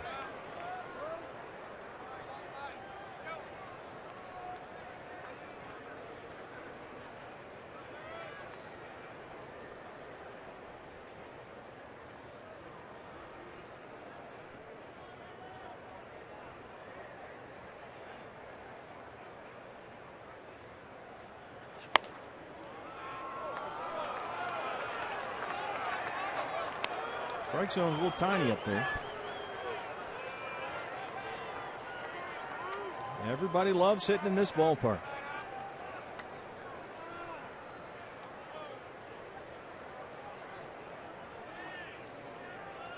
Well, Lucroy, Bob, really takes his time up there. It's not a Mike Hargrove situation, but he is in no hurry. There's kind of a running conversation going on between the home plate umpire Paul Schreiber, Miguel Montero, and Jonathan Lucroy. I think there was some confusion. The big board here at Chase Field had a 3-1 count, and everybody wanted to make sure that they got it right. 2 balls and 1 strike. Now it's 3-1. So he walked Braun on 4 pitches. He's behind on Lucroy, 3-1. Yeah, you could possibly see Ryan Braun on the move right here. 3-1 pitch. Will Harris needs to throw a strike. You've got a guy at the plate that rarely swings and misses, and good speed on at first base. You're going to run him 3-2 anyway. A lot of managers like to go ahead and run the guy 3-1 as well. There goes Braun.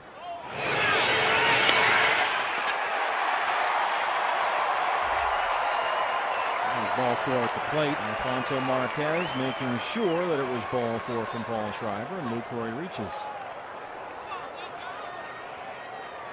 So Will Harris comes in after Joe Thatcher retired weeks, and then Giannetti has walked Braun and Lucroy. Yeah, we've seen that bottom of the strike zone pitch called for the pitcher in this ball game repeatedly, but that time Will Harris did not get it. Gets back to what we were talking about earlier. If you're scattering the ball around and you're missing the zone and you throw a borderline pitch, you're less likely to get the benefit of the doubt from the plate umpire.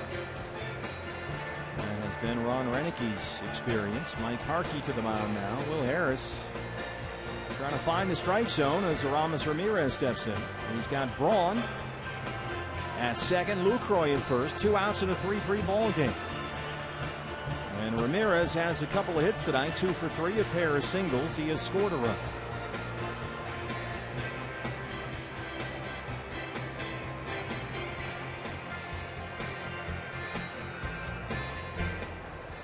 At the plate, third baseman Aramis Ramirez.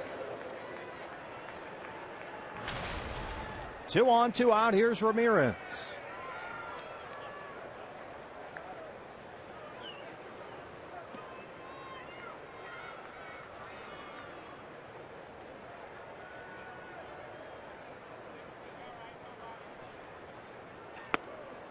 Strike 1.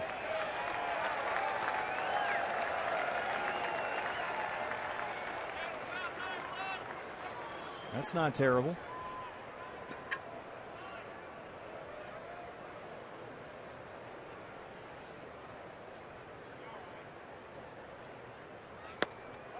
He's got that funny front foot bob, Aramis Ramirez. It's not a toe tap per se.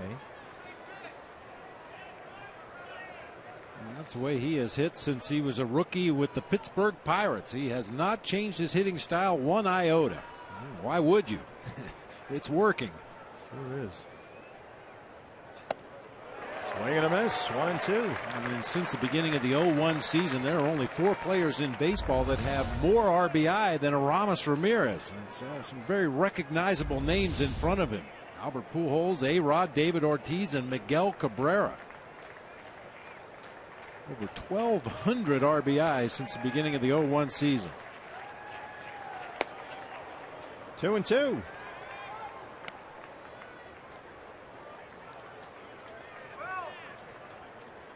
Originally signed by the Pirates in 1994 out of Santo Domingo in the Dominican Republic. 2 balls and 2 strikes, 2 on, 2 out. Did he go? No, he did not, says Ted Barrett. And Ryan Braun with a pitch in the dirt, heads up base running.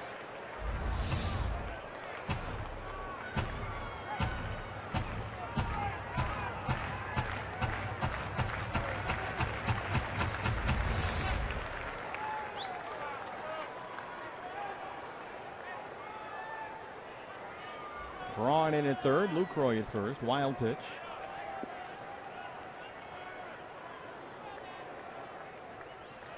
And now Lucroy will be on the move from first. 3-2, 2 outs, here it is. Down the third base line, that's a fair ball. Braun will score, Brewers take the lead. Lucroy is being waved home by Ed Cedar. There is no throw, and it's 5-3 Milwaukee.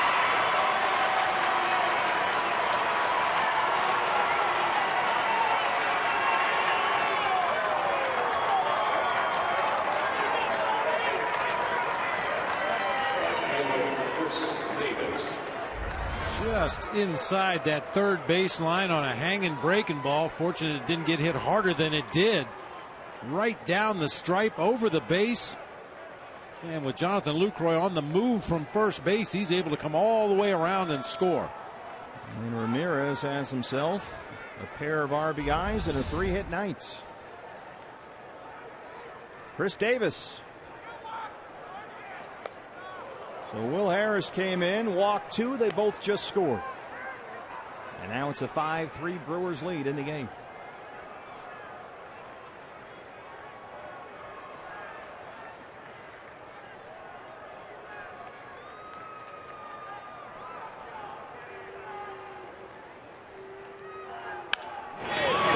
Off the glove of Owens, they will wave Ramirez. The ball dies out there in shallow left, and it's 6-3 Milwaukee.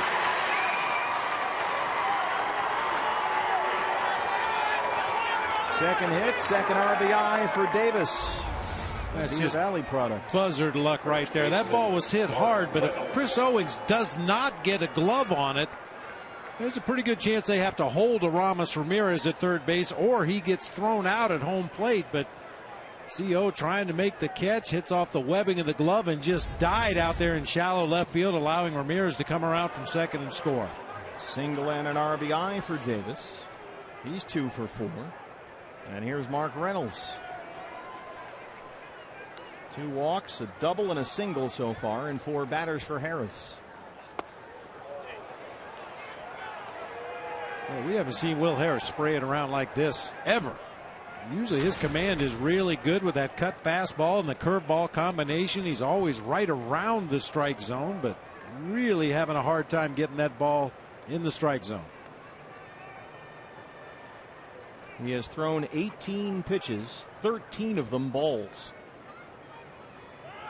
There goes Davis. The throw from Montero is in time. Miguel Montero gets Chris Davis, who is thrown out trying to steal for the first time this year, and that ends the inning. But the Brewers take a 6-3 lead.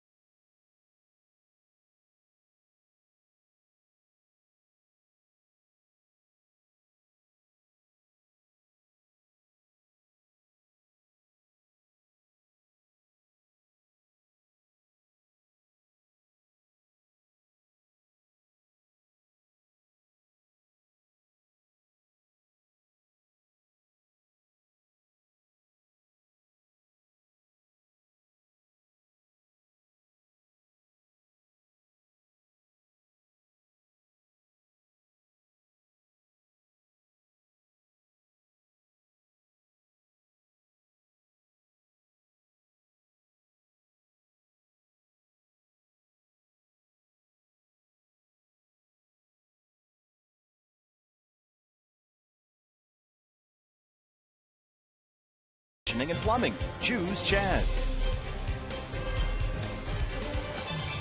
Well, Joe Thatcher came in the top of the 8th, got 2 quick outs. Will Harris came in, did not retire a batter, and now it's a 6-3 Brewers lead, and Milwaukee will go to its bullpen. And here's a guy they like a lot. It's the left-hander Will Smith, on for the 36th time this year. Look at this ERA, 1.14. This is a guy they got from the Kansas City Royals in the Norichika Aoki deal. He has got 40 strikeouts in less than 32 innings this year. He was Milwaukee's pitcher of the month for May. Fastball, curveball, slider combination from Smith. Kind of odd for a reliever to come in out of the bullpen and throw 2 different breaking pitches. Generally, guys command a fastball and throw either the slider or the curve, usually not both.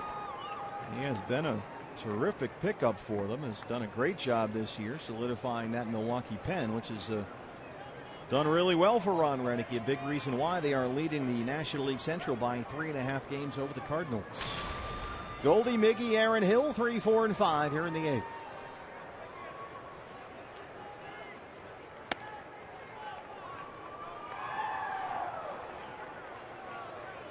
Goldie a single in the first. He's 1 for 3. He's now hit in 10 straight.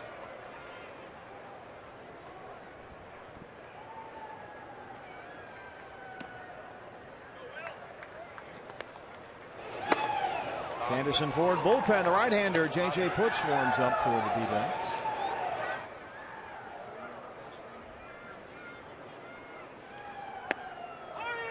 There's strike 1, 2-1. We haven't seen J.J. since the pitch that Chris Carter hit out for a walk-off homer in Houston on Thursday. 2-1 to Goldie. Drives it the other way, and there for a base hit in front of Braun. Goldschmidt 2 for 4, leadoff man aboard in the 8th.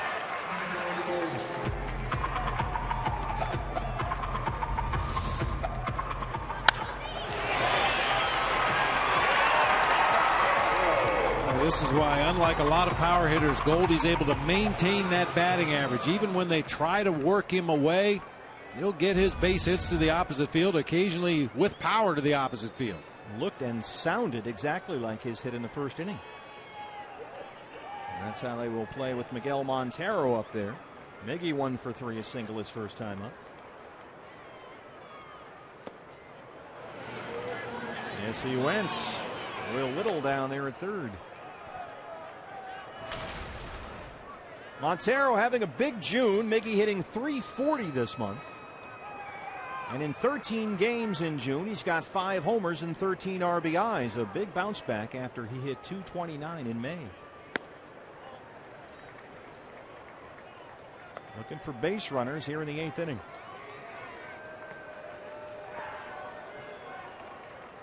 His numbers in June, so far so great.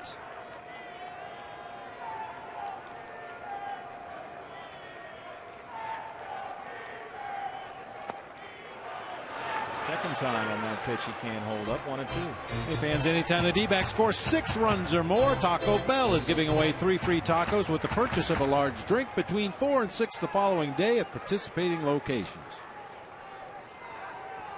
Need to get that in before this rally starts here. Good timing.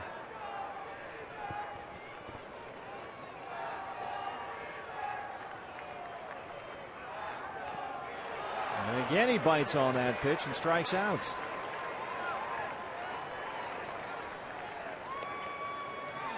That's a tough matchup for Montero there against a good left-hander. Second baseman, Aaron Nasty sliders from Smith. Diamondbacks got 3 runs on 5 hits in the second inning. But since then, they have had just 3 hits, all singles. Aaron Hill 0 for 3.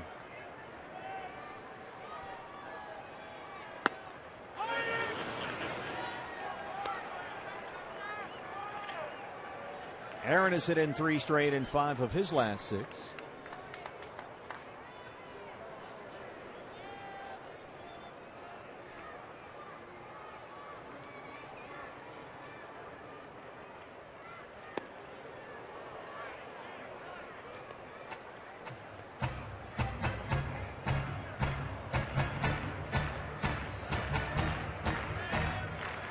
.320 this year against left-hand pitching.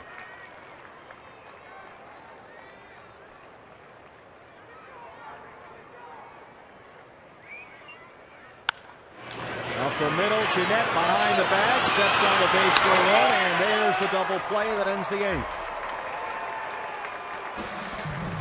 We'll go to the 9th. D-backs trail at 6-3.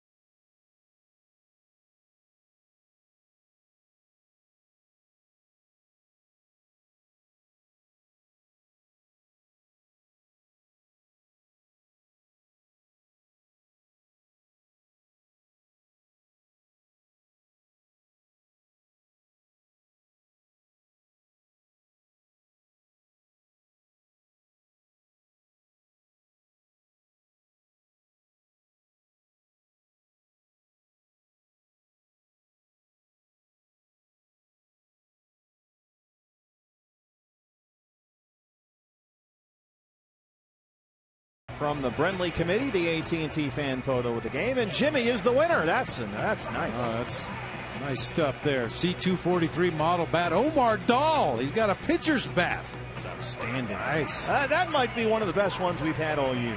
Deep Baxter signed baseball. It took some orchestrating, getting all the different memorabilia items lined up. That's outstanding. Whoever picked that should be cleared through the committee. I want this cleared right through, right to the top. None of your little political maneuvering, Brendan. Let's get this done. Fast track it, right? Yeah, there you go. Well, I guess we'll give Richard Symes credit for that one. He did a nice job on the road trip for the most part. He got a little shaky yesterday, which is why he was still on probation, but a nice bounce back today, Richard. Clear up the paperwork on that and get him going. Here's JJ Puts to work the 9th. There is Richard and Oscar. Cifra más alta entre los activos en estos momentos, nada más superado por Mark Buehrle. Pete Richards like, why are they putting us on TV?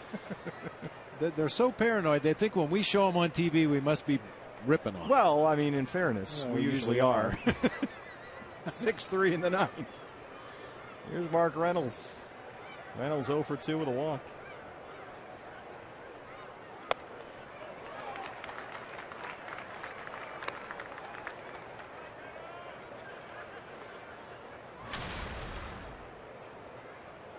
Mark Reynolds looking for a bounce back year with the Brewers, so far 13 homers.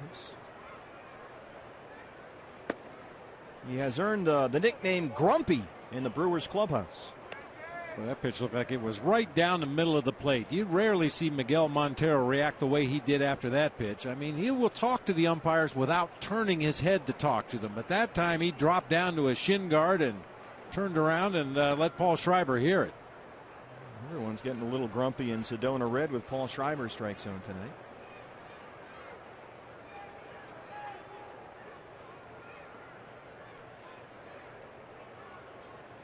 One and one. High in the air, shallow center. Peralta coming in, Hill going out, and it's Aaron Hill for the first out in the 9th. It must have been a good pitch. That second one to Reynolds. I mean, you rarely see Miggy react like this. He's got a great relationship with the umpires that he has to work with on a nightly basis. But look at this. That is right down the middle of the plate, just above the knees. And you see the way Miguel reacts. You never see him do that. Turn around and actually let the crowd here at the ballpark and everybody watching at home know that he was upset with the call. You know, if you're J.J. Putz and you're going to throw a splitter, you need that call a lot of the time. Gene Segura, 0 for 3.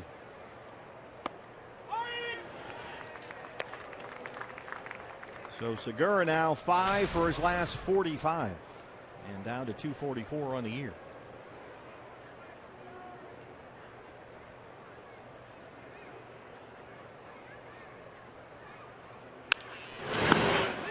On a hopper to Prado at third. 2 down. Diamondbacks in the bottom of the 9th will have Peralta, Owings, Kieschnick 6, 7, and 8. Center fielder Elian Herrera.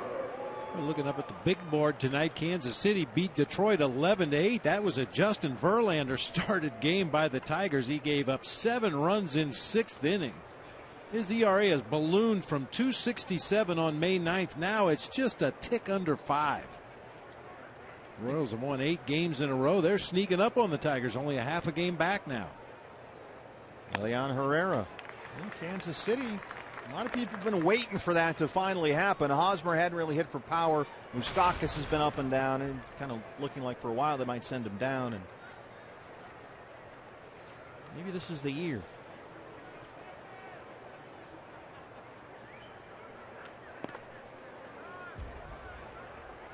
Not a lot of believers up here, apparently. Well, Verlander,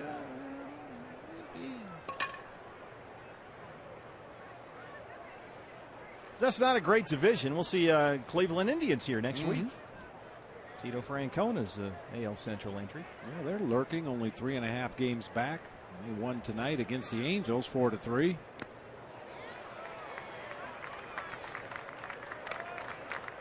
Actually, they're only 2.5 back now with the victory tonight.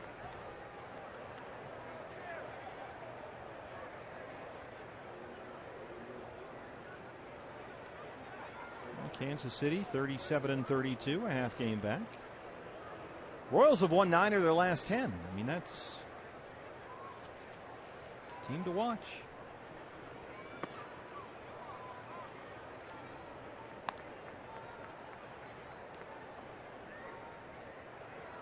Two balls and 2 strikes.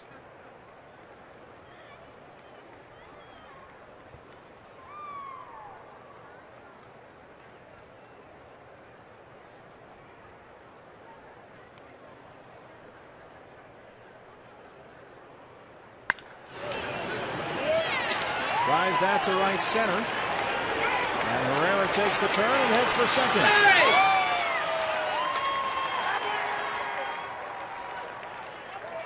2-out double. He's 2 for 4.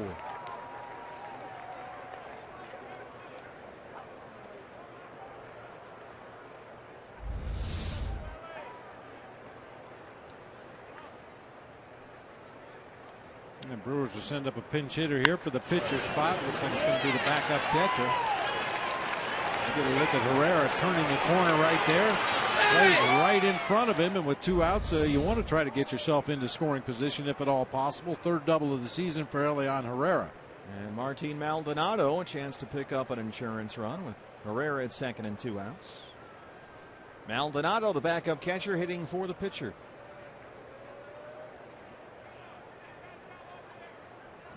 Well documented Jonathan Lucroy in his offensive season so far for the Brewers. How about this when your backup catcher's hitting .292? That one clipped him. They're going to give him first base. Yeah, he didn't play a lot, Maldonado, only 13 starts.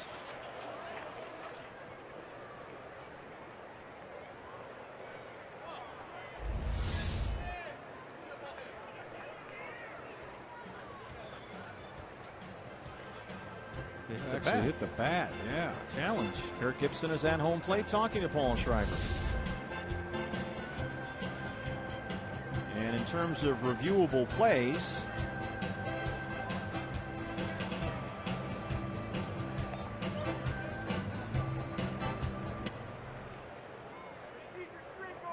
the Diamondbacks used their challenge earlier in the ballgame on a play at first base. Yep. At this point, you can only ask the umpire to go take a look.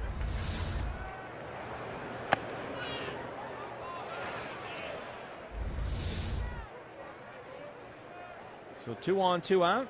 Scooter Gennett.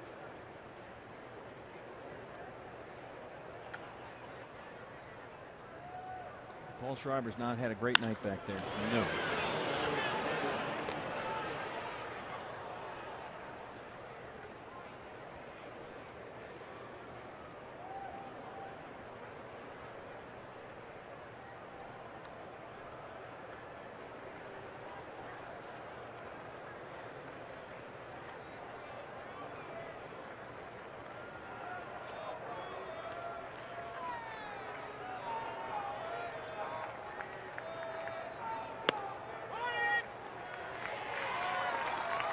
Alan Campbell, the video review coordinator for the Diamondbacks, on the phone with Alan Trammell, and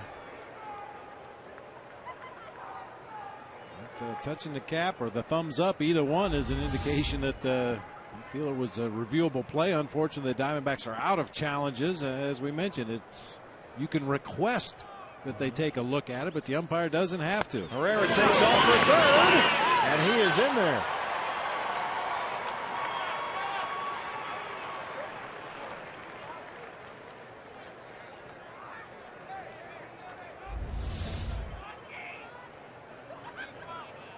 That almost looked like a pitch out, the way Miguel Montero jumped out there to his left with the left-handed hitter there, and the tag was applied high to the helmet of Herrera as he slid into third base. But the foot already on the bag, unless the foot comes off like it does right there. And thumbs up from Alan Trammell. Alan Campbell has looked at the video, and Alan will go talk to Will Little at third. More time on Phantom Cam. The right foot is going to come up off the base. They are going to take a look. Yeah, is the tag on the helmet at that time or up near the shoulder area of Herrera? It sure looks like they got him right there. Well, Gibby made a convincing argument because they're out of challenges, yet the play is being reviewed. And if he's ruled out at third, that'll end the inning. The previous play is under a video replay review. This is an umpire review. The call on the field is that the base runner is safe at third base.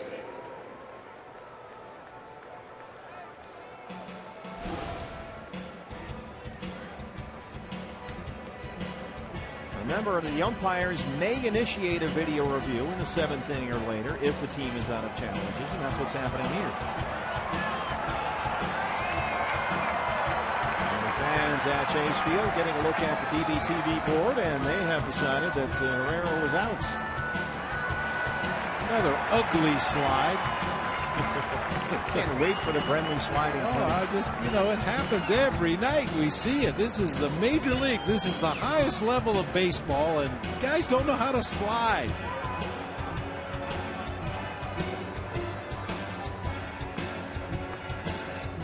Umpires will only go to replay if it's after the start of the 7th inning and the manager has exhausted his challenges. Big foot just bounces up off the base. And before the left foot came through on the backside of the slide, it looked like Prado had the tag down on top of Herrera the entire time. Little was screened from that little millisecond where the foot was off the bag, so you can understand why he would rule him safe in there. Looks like the headsets are coming off. Ted Barrett down there with Will Little. Let's stay on. Taking a long look here. They are talking. Well, Ted Barrett is talking anyway to other umpires at Major League Baseball Advanced Media Headquarters in New York.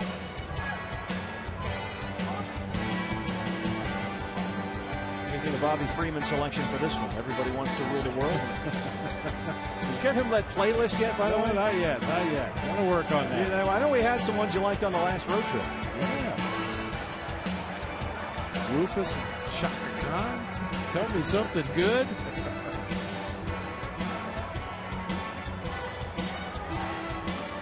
This is one of the longer ones we've seen.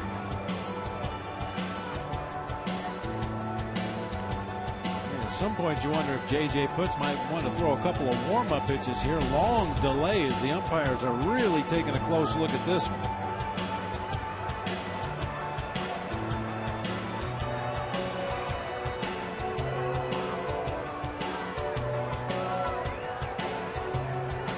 looking for clear and convincing evidence. Crew chief always has to be involved. That's why Ted Barrett is over there. Guy with his back to the camera.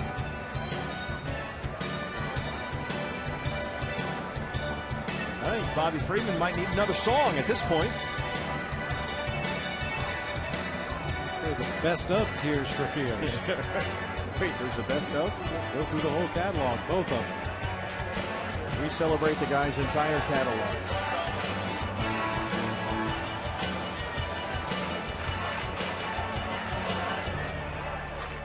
Well, you wanted expanded replay. You got it. We're at 3.5 minutes.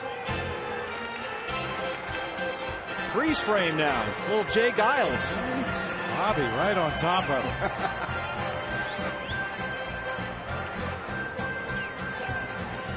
Beatles, I'm looking through you. He is safe at third. Call on the field stands, which means there was no clear and convincing evidence of the umpire's judgment. And Kirk Gibson makes a beeline for Ted Barrett, who is giving him the hold on sign. Talk to the hand, and he has been ejected.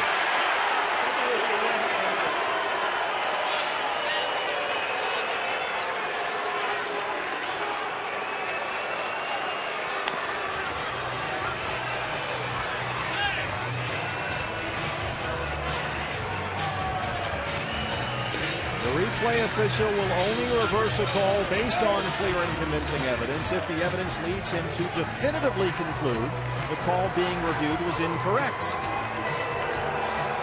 They didn't feel they had that in New York, and Kirk Gibson feels they should have, and he's been tossed from the ball game. Yeah, it looked like from his body language, Gibby pointed up at the big board in center field where they showed the replay several times here on DBTV, and I think he was saying you don't have to be at BAM headquarters in New York. It was right up there on the replay board. He was clearly tagged out, but we'll play on here. So Herrera's at third. Maldonado is at first. 1 and 2, 2 outs on Scooter Gennett. Nice block by Miggy right there. Saved a run for the time being, blocking that splitter in the dirt.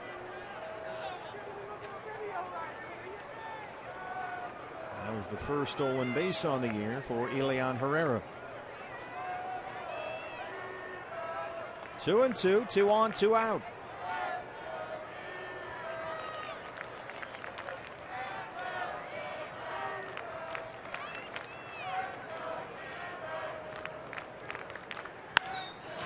On the ground to second by Aaron Hill, and Herrera ends up scoring a run.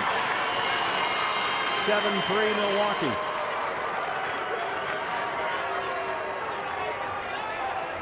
That's exactly the type of situation replay was supposed to prevent or correct. And it may have failed in this case.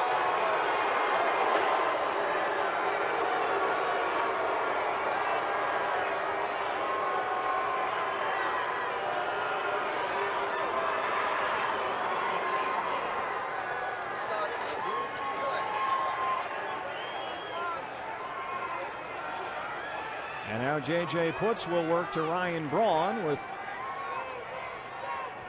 Maldonado at second and Gennett at first. That is through Montero. The runners advance.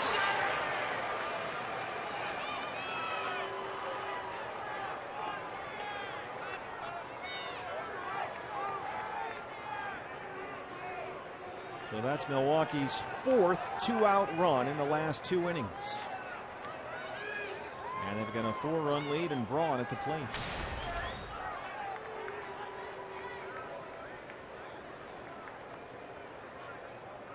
I think this is an 8th and a 9th the D-backs would like to have back. Yeah, no question about it. Will Harris struggled with his command today, and J.J. Putz doing more of the same here in the 9th.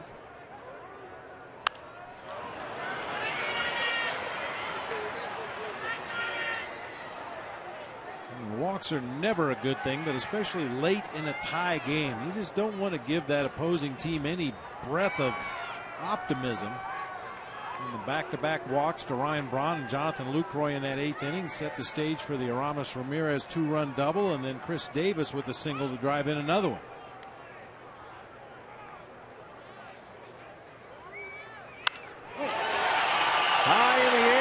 right center field. That ball is carrying to the wall, and it's off the wall. Ryan Braun is flying around into third with a 2-run triple.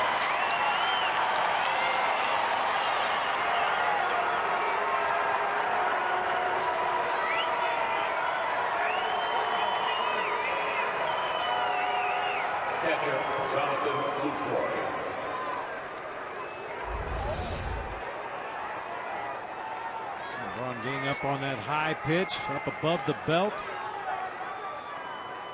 Right back to the barrier, just misses with a leaping attempt up against the wall. 4 straight have reached against J.J. Putz after he retired the first 2 he faced to start the inning. So Milwaukee with 3 in the 8th, now 3 in the 9th, and here is Jonathan Lucroy with Braun at third.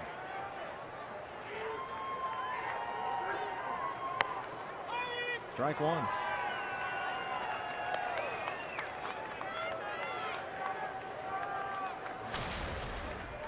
Brewers had K-Rod up in the bullpen ready to close out a tight ball game. He is now sitting down resting comfortably, and Zach Duke is warming up for the Brewers. 0-1 to Lucroy. Swung on and fouled right behind Ed Cedar at third. And there is the mountain, Gregor Carr.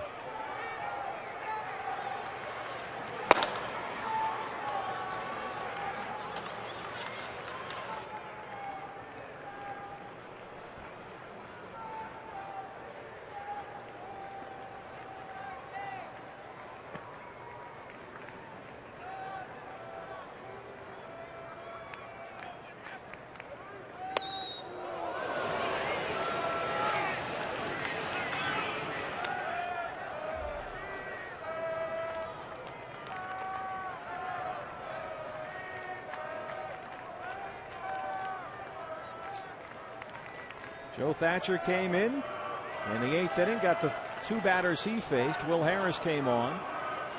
2 walks, a double and a single, did not retire a batter. Milwaukee got 3 in the 8th. J.J. Putz on in the 9th, retired the first 2 he faced. Then double, hit batter, single, triple. And suddenly it's a 6-run Brewers lead.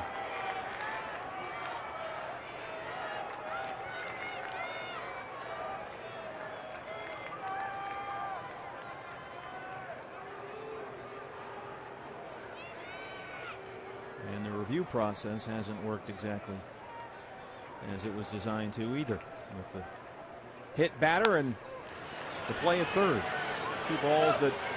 2 plays that could have been looked at. One was, both probably should have been overturned. Yeah, I'm trying to figure out how they could miss the one at third base. I don't know where it wasn't clear and convincing. You could clearly see the right foot come up off the base. The left foot was not to the base quite yet. And the tag was on the runner as he came into the base there. And they looked at it for, well, about 4 minutes. Yeah, not sure where the confusion came in there. Little flare into shallow right field. Aaron Hill is out there, and the 9th comes to an end. But Milwaukee takes a 9-3 lead. They looked at this and said, safe. Foot is off the bag. Tag is applied. He should have been out.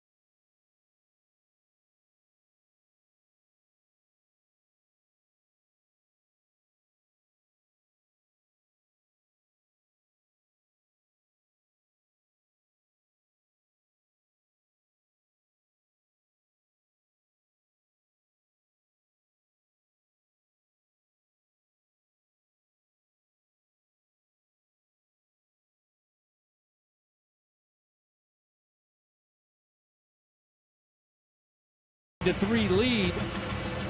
We head to the bottom half of the 9th inning. Big play in the ball game. A check swing that was not called against Aramis Ramirez. Very close. Looked like he got that bat out there far enough to consider that a swing. The umpires did not agree. On the next pitch, Will Harris hangs a breaking ball that Ramirez bangs down into that left field corner to drive home a couple of Brewers. And they haven't looked back since. Center fielder, David Peralta. And now it's the bottom of the 9th. And what was a 3-3 ball game just an inning and a half ago is now 9-3, and Zach Duke is on to close it out.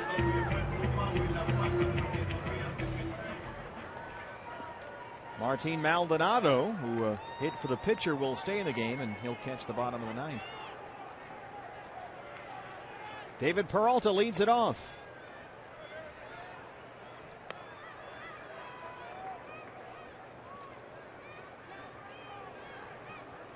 So Maldonado will hit in the 9 spot, and the pitcher bats third for Milwaukee.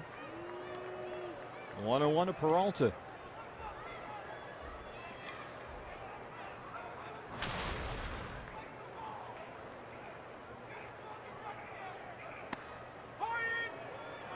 Peralta, a pair of singles. He scored a run, 2 for 3.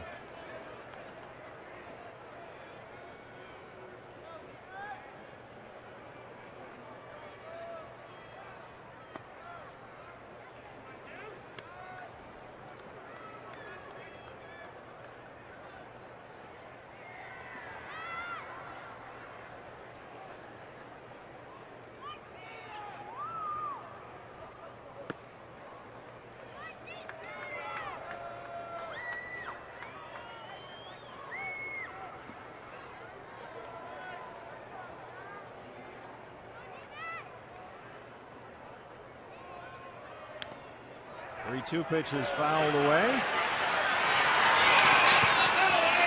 And a nice play down there at first by Reynolds. Didn't get a piece of it. It hit Maldonado's shin guard apparently, and Peralta's thrown out. Very nice play down there at first base by Mark Reynolds. The splits into foul territory. Had to pick that throw that was coming right up the baseline. And manages to keep the foot on the bag and get out of the way. Strikeout 2-3 on the play. One away in the bottom of the 9th.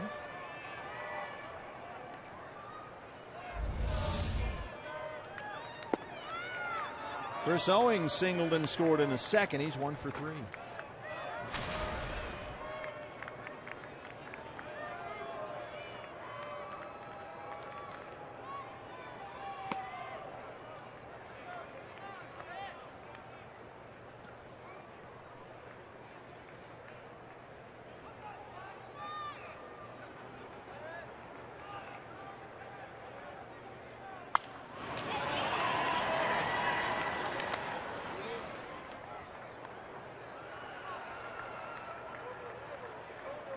Padres are in action tonight. They trail at Seattle 5-0 in the game.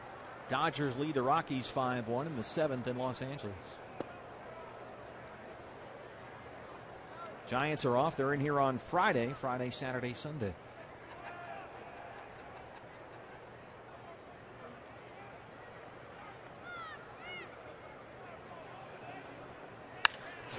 Base hit for CO. Slaps it the other way into right. He's 2 for 4. Good night offensively for Chris Owings. We mentioned in his last plate appearance, he singled up the middle in his first at bat, lined out to center field. In his second at bat, he did strike out in the 6th inning, but comes right back and drives an opposite field hit into right. Brings up Roger Kieschnick. Pitcher's spot is due up next. Cody Ross is in the on-deck circle. Rally caps in place here at Chase. 0-1. Good night for Roger Kieschnick. 2 for 3, a pair of singles. He has scored a run. He's got an RBI. Called up today from AAA Reno, and Bronson Arroyo went on the DL. Right elbow tendonitis for Bronson, and the Diamondbacks will decide what to do with his rotation spot later this week. Probably announce something on Thursday.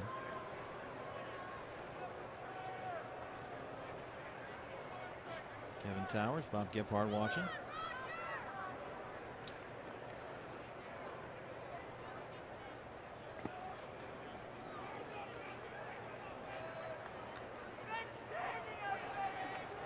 Everybody down there has a cast. Yeah. A.J. Pollock's got a contraption that looks like a bionic arm. Cliff Pennington's got that thumb wrapped up after thumb surgery. Got the Tommy John club down there.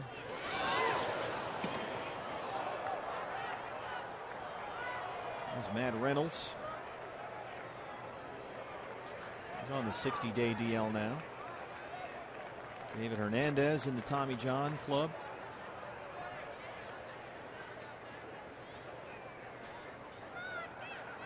Eric Chavez has got a knee. He's on the DL. There's Daniel Hudson, 2 Tommy Johns. They hope he'll be back soon. I mean, it's unbelievable. As Beano Cook used to say, it's unbelievable. Well, what makes it unbelievable is how hard these guys work on their conditioning. I mean, injuries are always going to be a part of the game, but we know how hard these guys work from day one of spring training, even before they got to spring training. There goes Owings. Called strike 3 on Kieschnick. I saw Mark Trumbo. He was taking batting practice again today, out there with early hitting. And one of the guys out there with Trumbo, who's just trying to come back from that stress fracture in the foot, was Cody Ross. And when you watch Cody Ross hit, it's clear that something's not right. He's still trying to find it up there. So this guy is out there, home and away, for early hitting every day. He is really digging to try to get out of this thing.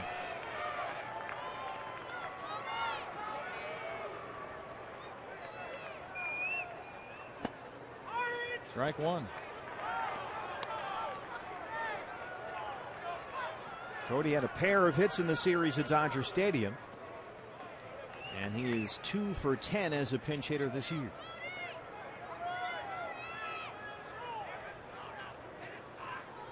He's only 2 RBI shy of 500. Get him with a 1 swing right here.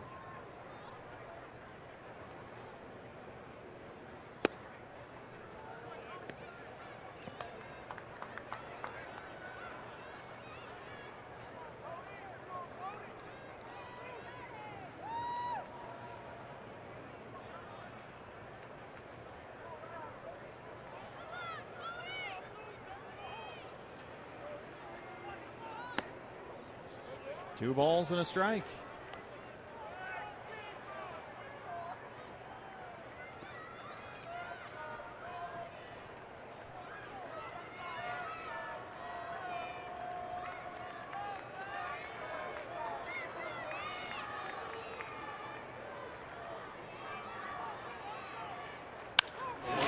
Well hit center field, Herrera.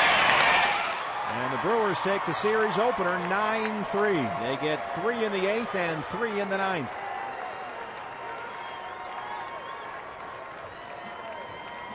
And so the D-backs, after that win yesterday at Dodger Stadium, beaten by the Brewers and perhaps a little bit by expanded replay. Yeah, it certainly appeared like the Diamondbacks got hosed on a couple of the replay calls in the ball game tonight, but it really shouldn't have come down to that. Just a collapse by the tail end of the bullpen. Could not throw enough quality strikes. So the first of 4 goes Milwaukee's way, 9-3. Let's start the post-game show. It's Diamondbacks Live. Augie Ojeda standing by with Tom Walsh. Steve, thank you very much. Our show is officially underway here, if you will, from out here in right center field at Chase Field. Todd Walsh along with Augie Ojeda. And Augie, we will talk about how the game got away. Bob Brenly just mentioned it. Runs late, the bullpen being ineffective. We'll also have some final thoughts on Tony Gwynn. But it's interesting to have you here tonight. There's a couple of guys that you've identified through your eyes here that you want to focus in on the post-game show. Who are they? I'd like to pinpoint Miguel Montero's batting stance from last year to this year, and also talk about David Peralta. You like this kid?